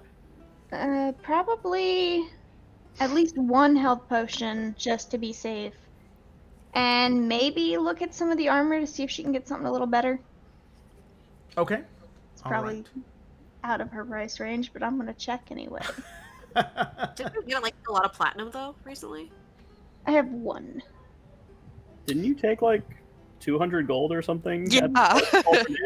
What do you mean? They only put me up to 400. Only. I'm at 149, sister. Oh. Oh shit. Okay. Anyways. Okay.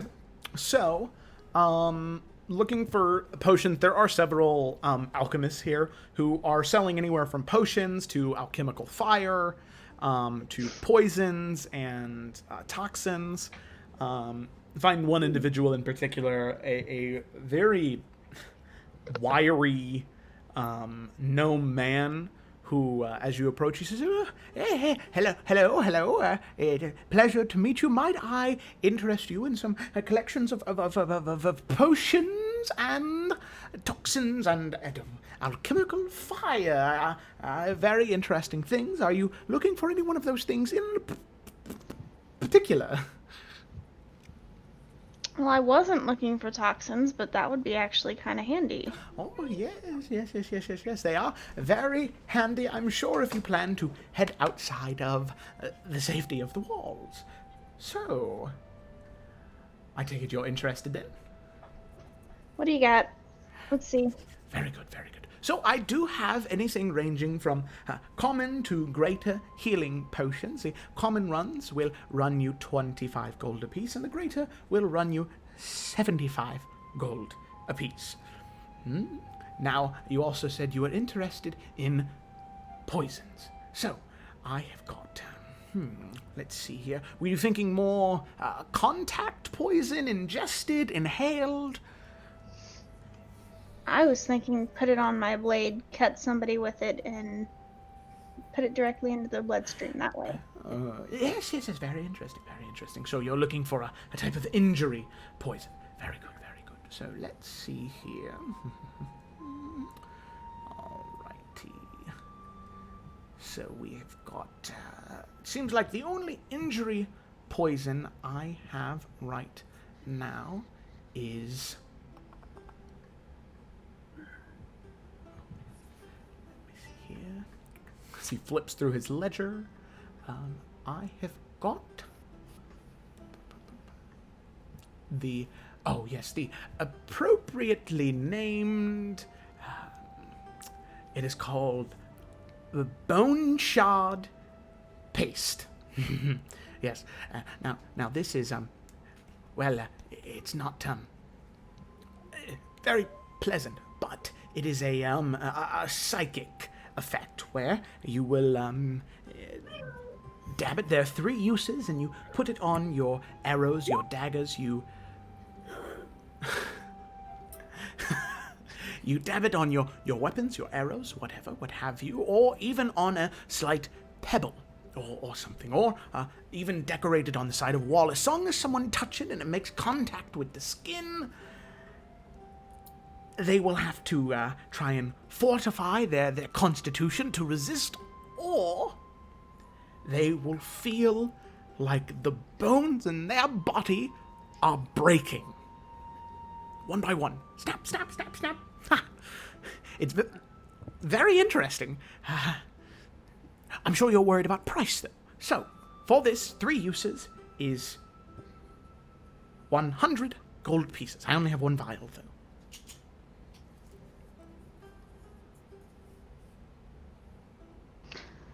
I'll take it. I like the idea of people. Yeah. It sounds like it would be an interesting Suffering. thing to use. Very good, very good, very good. So, for your records, what you can go ahead and write down in your character sheet or in your notes or whatever. Like I said, bone shard paste, and it's contact. So that means you can just rub it on a door handle. You can put it on the side of a wall. As long as somebody's bare skin touches it, they need to make a DC 14 Constitution saving throw, or they take 3d6 psychic damage per round until they succeed, and they feel as though their bones and their body are breaking.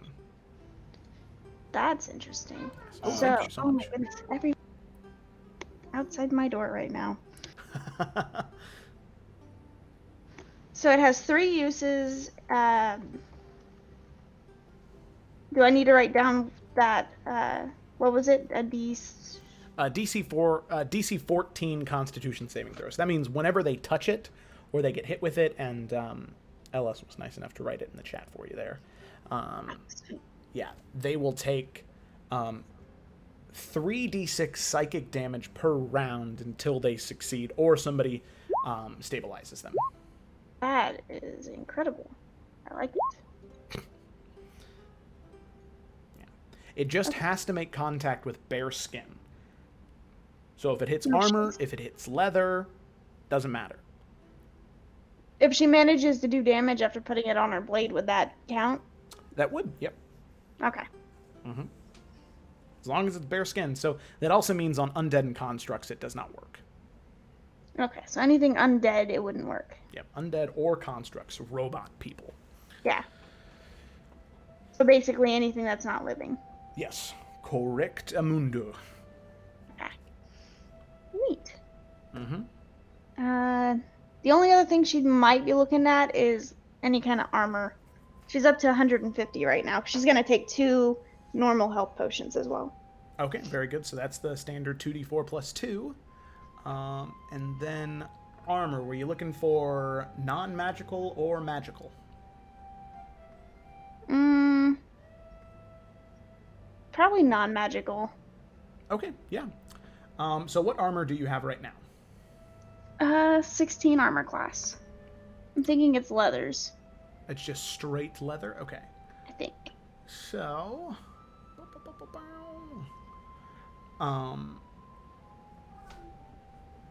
So there are Yeah, several.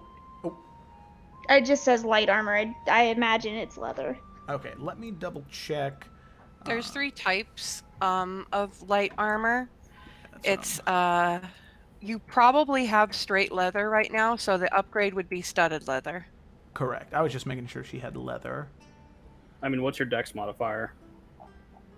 Yep, just leather. It's +5. Oh, so Yeah, since she's wearing leather. yeah, so you could purchase studded leather armor for 33 gold from just a standard leather worker.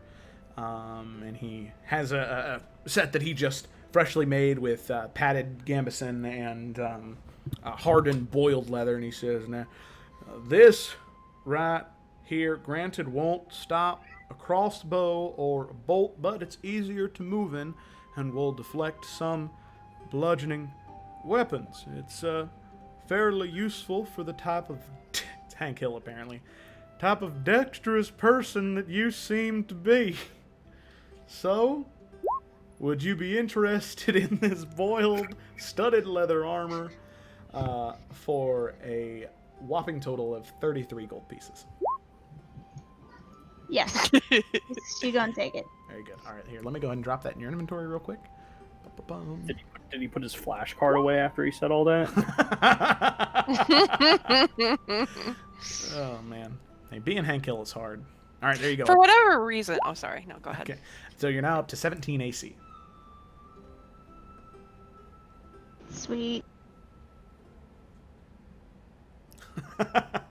Is that it for Sayla? Is anything else?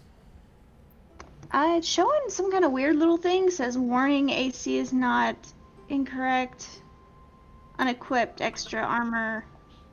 Oh, yeah, you can just go ahead and click out of...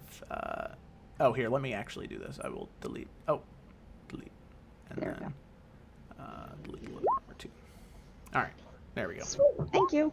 Yeah. Nice. What, you didn't like a long name?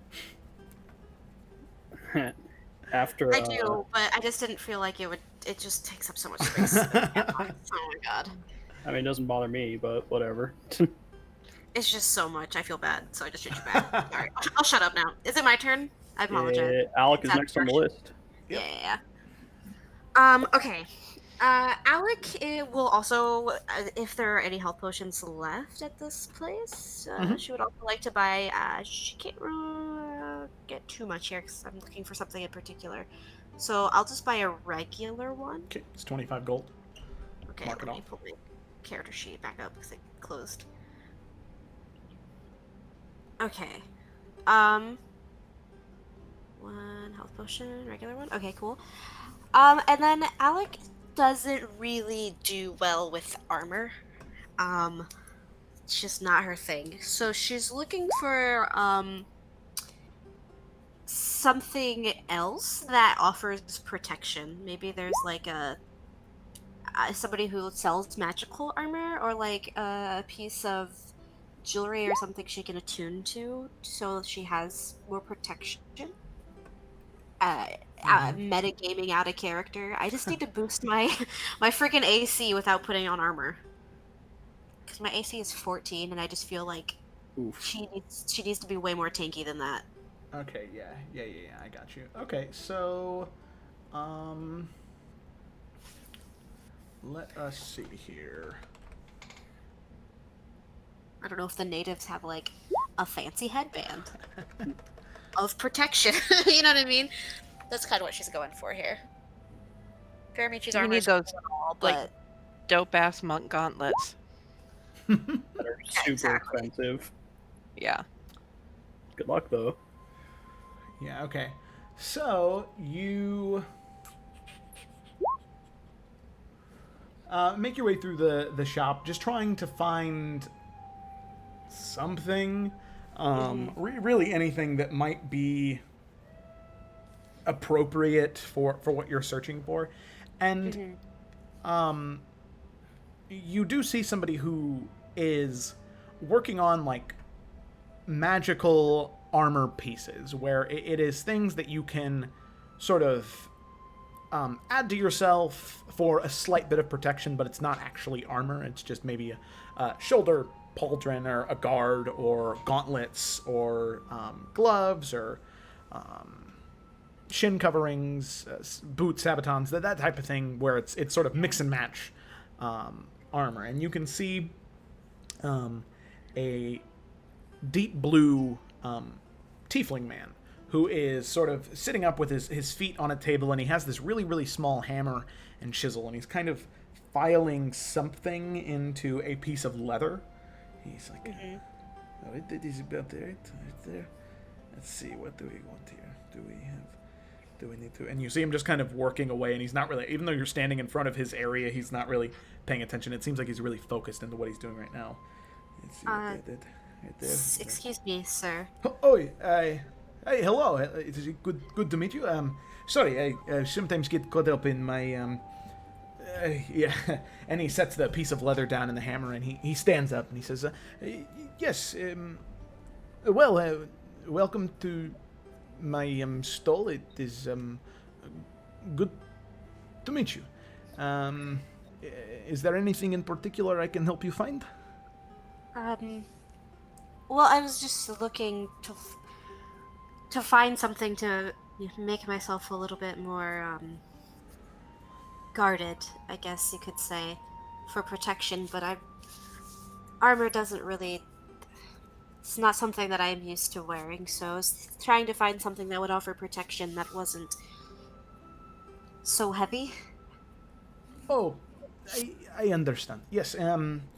So I do have several things that I think might be able to help with that, varying from cloaks to small bits and pieces of armor. So, for example, I have this small cloak here. I can dye it to change it any color you like. It's not a big deal. It's a snap of my finger to change colors on things. So do not worry if you don't like, I don't know, purple. But this cloak, when worn around your neck after you spend a little bit of time getting to know it, you know the whole shtick, it will cling to you, and it will sort of try and shield you best it can from danger. Try and protect you a little bit more. Make you a little bit harder to hit. Now, this cloak will run you about 450 gold pieces. Wow. That's me. That's a Kayla wow. Alec was like, I don't think her brain computes that money is a thing. She's so used I'll to give you trading. 3 chickens and a goat. Yeah, honestly. I don't have that. Alec is gonna kind of like look around in her pack, and she's gonna pull out that circlet that she got from Mama Z, and she's gonna say, "Could you do something with this, maybe? And if I supply you with this, maybe I can bring down the price, and you could." I'm sorry, magic is not something I'm very familiar with, but put the magic inside this instead, and that would maybe lower the price. Oh, so a type of transference, you're thinking? Yeah, big word, but yes. Okay. Yes, that is something I could do. Honestly, I don't really have any special orders right now, so I could probably have it done for you by the end of today. It will take a bit of time. It's a delicate process, as I don't necessarily want to break any enchantment or item, you know? No, I appreciate you being willing to do this for me. Of course. And how much would that be? Well, considering it's just time and effort, we'll say a little bit less than half. 200 gold. Okay, question, Joe. Yes. looking at my character sheet. Am I crazy or did we not get platinum pieces? Because it says I have 121 platinum pieces, and I just don't know What? where that came from. Whoa. Unless this is supposed to be silver, and I put it in the wrong spot. Right? There's no way. Yeah, Right? I have 1 platinum piece. Like, I Yeah. think we Okay, all then got 1. I put this in the wrong spot. 'Cause Yeah. unless I typed in 121 when I should have put 1, I was very confused. Yeah. Yeah, I think Thomas well then, gave each one of you 1 platinum piece. I think that's right. And And then, how yeah, much is 1 platinum piece? 10 gold. 10 gold. Oh my god. I'll just be sad and squishy forever. She'll just say, How short are you? I only have 43 gold. Oh. Alex is poor. She doesn't understand currency very well. It's not something that's a part of her thing.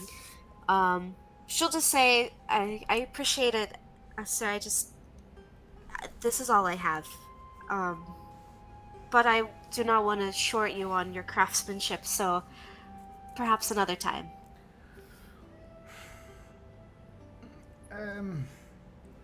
I mean, I might have something that is a little less general and a little more specific.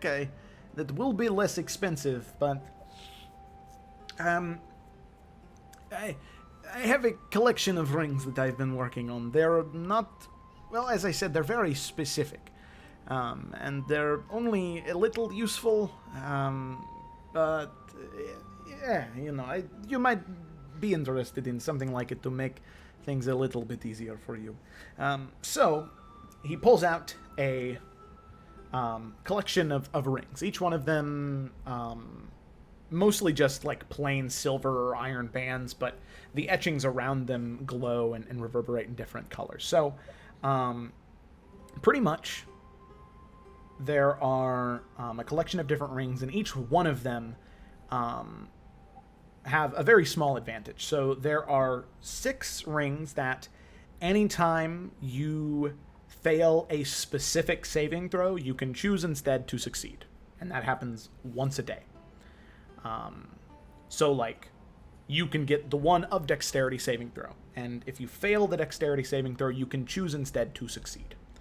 Or constitution, or strength, or dexterity, or charisma, or wisdom. Okay.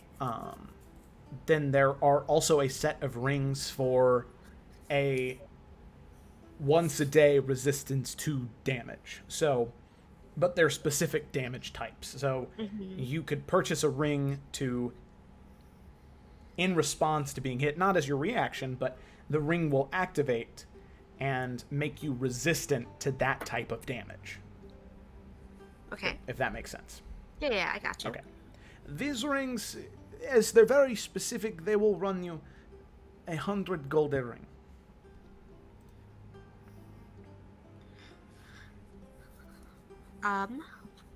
Well, again, I thank you, sir, but I can't afford any of these things.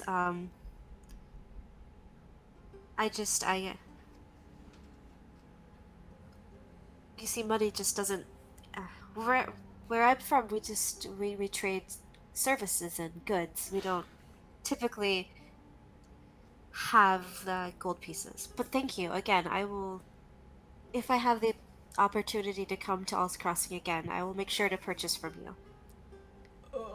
Okay, all right. I have a brother who lives in Efera. We own a magic shop. I am the sort of traveling salesman. He owns the main shop. My brother, I have several items that I'd like delivered to him. A shipment of money that I need to send back home, and I'm sure that if you take it back, I can write a note and say that one item up to 250 gold you can have for free. But you have to get the money to him, and there needs to be none missing, and don't try and edit the ledger or anything. Not that you would, as money does not matter to you. But the money needs to get to him safely. Wait, this dude wants me to take money to his brother? Yeah, like Is that what's deliver a payment to his brother of Oh, money that okay. he's collected. Oh, he's very trusting. Yes, I can do this. If you just provide me with names, I would be happy to do this for you. Yes, all right. It. My brother owns the shop, or we own the shop in the lower district of the city, closer to the eastern gate. It is a shop called the Etched Horn.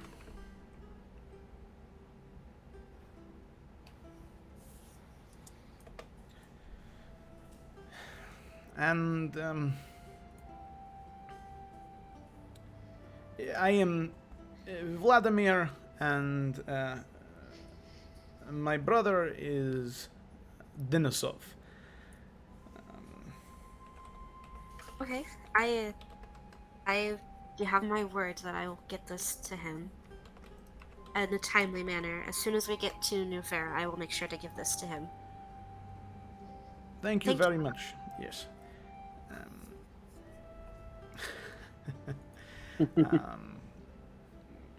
Yes, you will. So, here is the monetary shipment. It's all of the gold is in here, and you can see that there is a sort of chains wrapped around it and a lock on it. He has the key at the shop. Here is the ledger, which has been double and triple checked by me. Everything there is accounted for. All you have to do is drop it off at the shop, and he opens up the ledger, and in the back he writes a little note. Let my brother see that, and he will let you have that item. But you just have to make the delivery, and Okay, I can do this. You have my word. I promise I will get this to him. very good. Thank you very much. Because you are Alec, yes? Yes, I am Alec Silverfoot of Logan Silverfoot. Yes. Yes. Well, very good. I wish you the best of luck getting through there. I would head back myself, but the road has become very, very dangerous, so heading south is safer for me than heading north. Well, is there anything else you need? Uh, Sadly, no, because I cannot afford anything, so I will Yes, get on I with suppose this. you're right.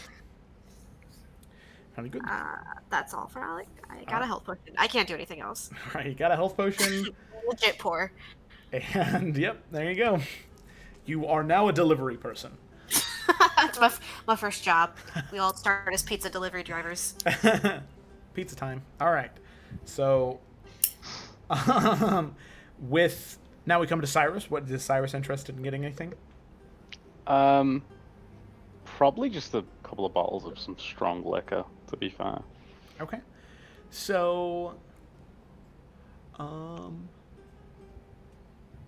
we'll say you can find some more of that that sap liquor, that really sweet candy stuff, along with a few bottles of like harder, traditional, more earthy tones as opposed to the real sweetness that the other stuff was. And we'll say that that costs you 10 gold.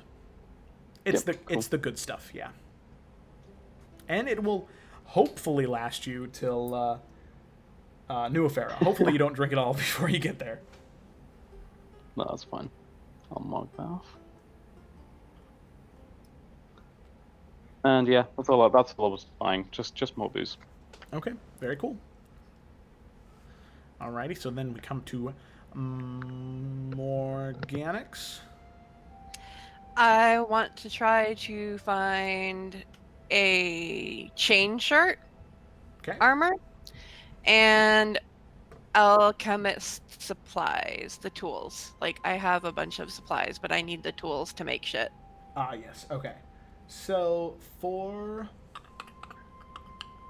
the alchemist supplies, or the alchemist tools,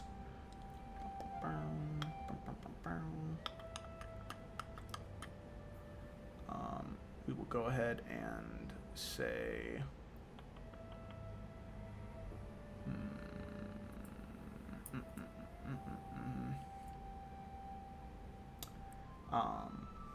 For that, it'll run you 15 gold. Okay. Yep.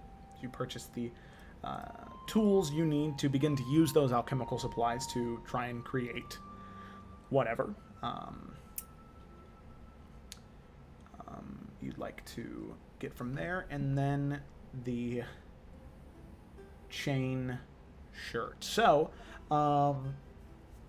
you look around and you can see that there is one dwarvish individual who seems to be quite the talk of the area, as he has most of the people that come up to him to purchase items, especially for anything from chain to plate. It seems like he covers it all, and he also has a collection of different shields where he seems really more of an armorer as opposed to a blacksmith. But you're able to eventually get up to him after getting through the line of people, and he, as you approach, he says, So, what can I do you for? I need some better armor. Very good. What are you thinking? I've got chain, scale, half plate. What are you thinking? She's totally just like overwhelmed and can't believe she's in this situation, but I'm thinking some chain, something light. Okay.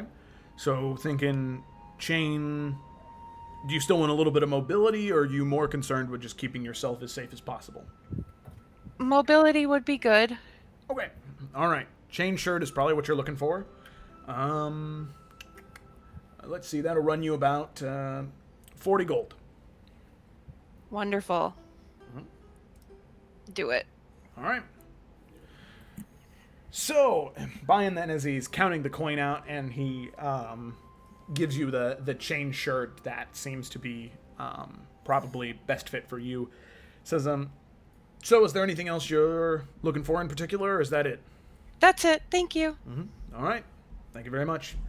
And counting out the gold, stacking it away, and as the next person comes up to get another order, you now have your chain shirt. Yay. Alrighty.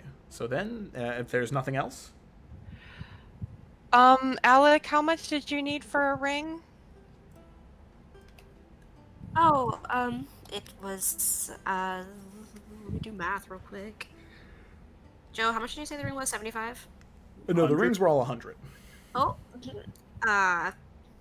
minus 43, 57 gold pieces, but it's really okay. I don't want to take your gold away from you. I think that's expensive, so I have this, and she'll Are you show me the sure? box. Yes, I'm going to make a delivery. A delivery, yes, that's it. And I am allowed to pick out a good of my choosing when we get to New Efera, so I feel like that is a good trade. She's very confident and more delighted to be doing it this way than just flat out paying for gold.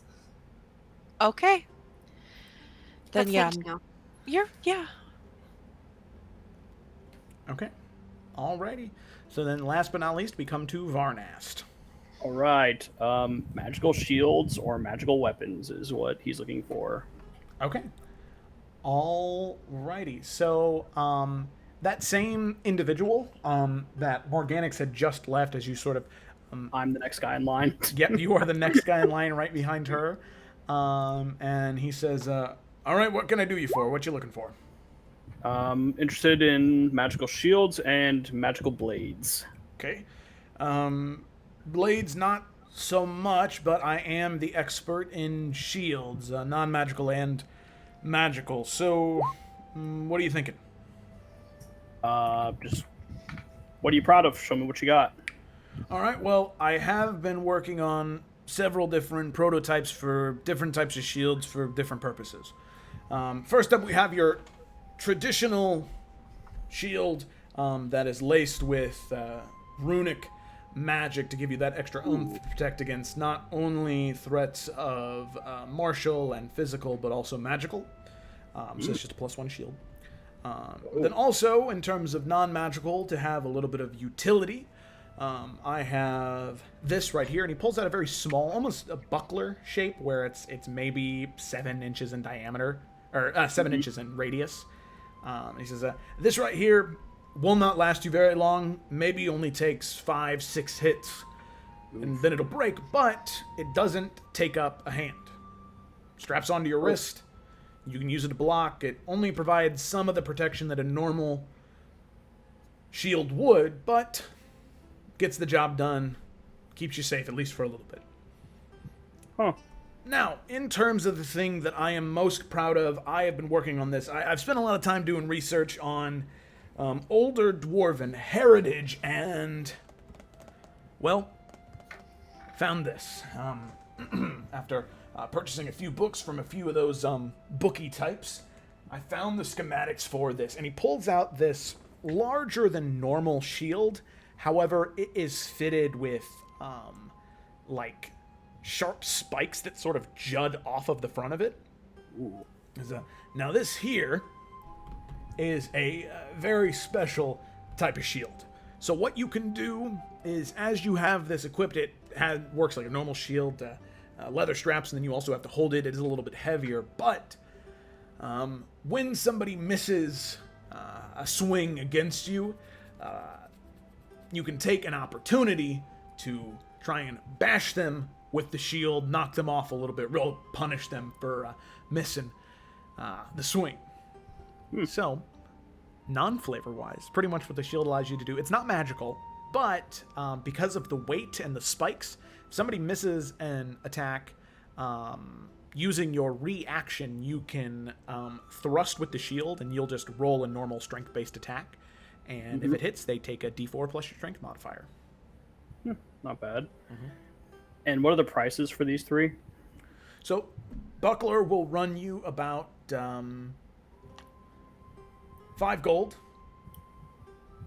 Plus 1 shield will run you about...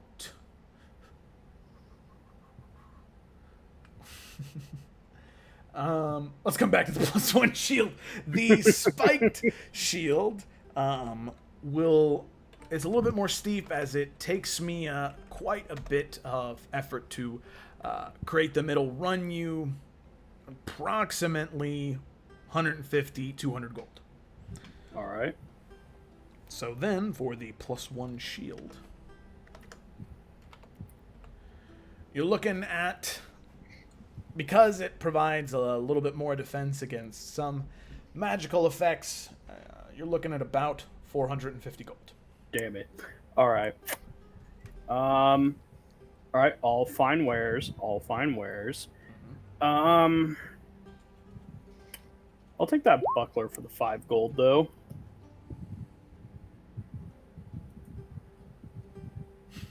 All right, that'll be 5 gold. I said 5. Alrighty.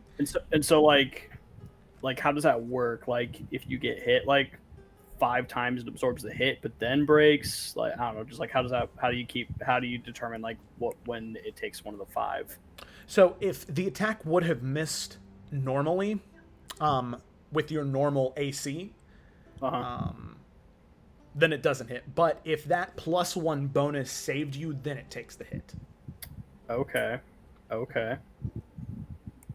Cool. So it is a little bit of paperwork on your end, but, you know.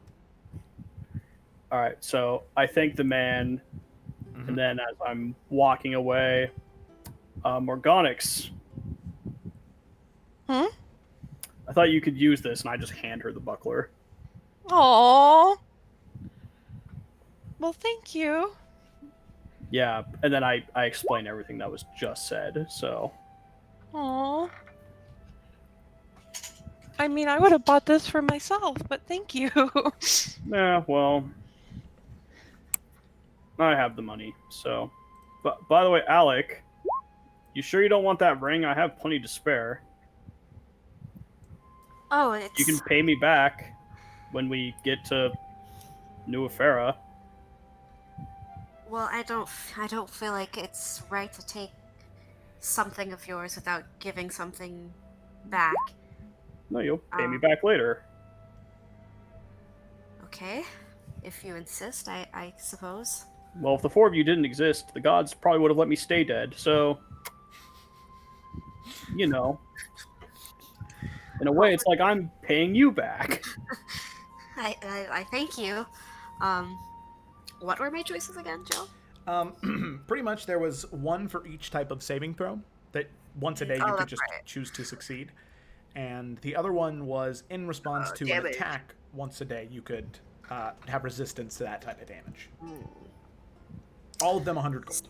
See, I rage a lot. Shoran already gives me resistance to things. So double resistance means no damage. Oh, really? Okay. Damn. That's pretty cool. Yeah, same as like a rogue's evasion. If they succeed and yeah. Gotcha. Okay, You well, can save it for when you get hit with a crit, you're raging, and you use that ring. 0 damage. But it has to be the type of damage that Right. Good yeah. point. So let's go with slashing damage. All right. So Alec will give Varnath the last of her 43 gold pieces. Wait, what? And she will pay you back the other half when we get back to New Efera. Wait, but I thought I was giving you like 57 so you could buy the ring. Oh yeah, that's how math works. JK. I was like, how are you giving me gold? And why am I giving you 100? That doesn't make any sense. No, yeah, that doesn't make any sense. I don't know where I was going. I was like, I think I missed something like important. Maybe Kayla just really doesn't understand how money works, so... You like hold it out for her and he just like closes your hand, like pushes it back. That's okay. That's okay. Poor thing. Poor me. I'm dumb. Alright, that's what happens. Transaction commence. all right. So now you have a ring of resistance to slashing damage once a day. Cool beats. Let me type that in here. Yep. Does it... Oh, sorry. After I use it once a day, like every day, once a day? So you charge at dawn or something. Yep. Yeah. Recharge at dawn. Okay, cool beans. Thank you. Morgonix apparently forgot something. My Oh. backpack got aided. I need a new bag, but we don't need to roleplay it. All right. 1 silver piece for the nicest leather bag. Nice. I need to not be hoboing it. Unless, of course, you wanted to purchase a handy haversack. Oh my god. That's How much? 1,500 gold. Oof. Yeah, no. You got that money, Alec. You might as well break open that safe. No. Okay, and then our horse. Yep, and I think you paid for that, Alec, right? Oh, that's right. That's right. I did. Yeah, that's why you have so little money. That's right. Okay, so as all of you finally get your supplies, you purchase these new items. You reattach a new horse who will be named soon to your cart. You pray that he has a better fate than Francois. The second. Okay, so Francois the second. Gruesome. Too soon. All of you saddle up, and as you go to leave, getting ready, packing up your cart, Nahara and Philip do bring you a collection of rations and supplies to keep you fed along your journey, and they do wish you the best, and Gray does approach with 5 other wayfinders behind him, and he says, all of you obviously need to get to New Efera as quickly as possible. From here on out, if you would like, myself and these other wayfinders will help get you there faster and dealing with any threats that may come our way. If you'd have us, that is. Yes, we would really much enjoy that. Yeah. If the roads are as dangerous as everyone continues to say, that would significantly slow us down if we didn't have aid. So you are very welcome to travel alongside us or scout out ahead. We will stay in the treetops, always making sure to be near you and warn you of any trouble that may be coming ahead. And, finishing a sentence, Nahara kind of adds on after that, and she says, Alec, may I speak to you for a moment privately, please? Of course, sister. We can step aside. Yes. So she pulls you off to the side, away from everybody, even Philip, and says, Alec, to the north, there are natives who have been poisoned, somehow afflicting their minds. Wayfinders have tried to find a way to help them, to free them of that affliction. Nothing has helped. The only way to free them from their suffering is a quick, clean death. I know that is hard to hear, but I want you to know they are my people, they are your people, but death is the only solution for those who have been afflicted.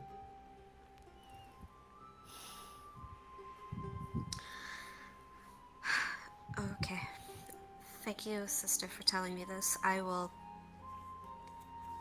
make sure that they die quick.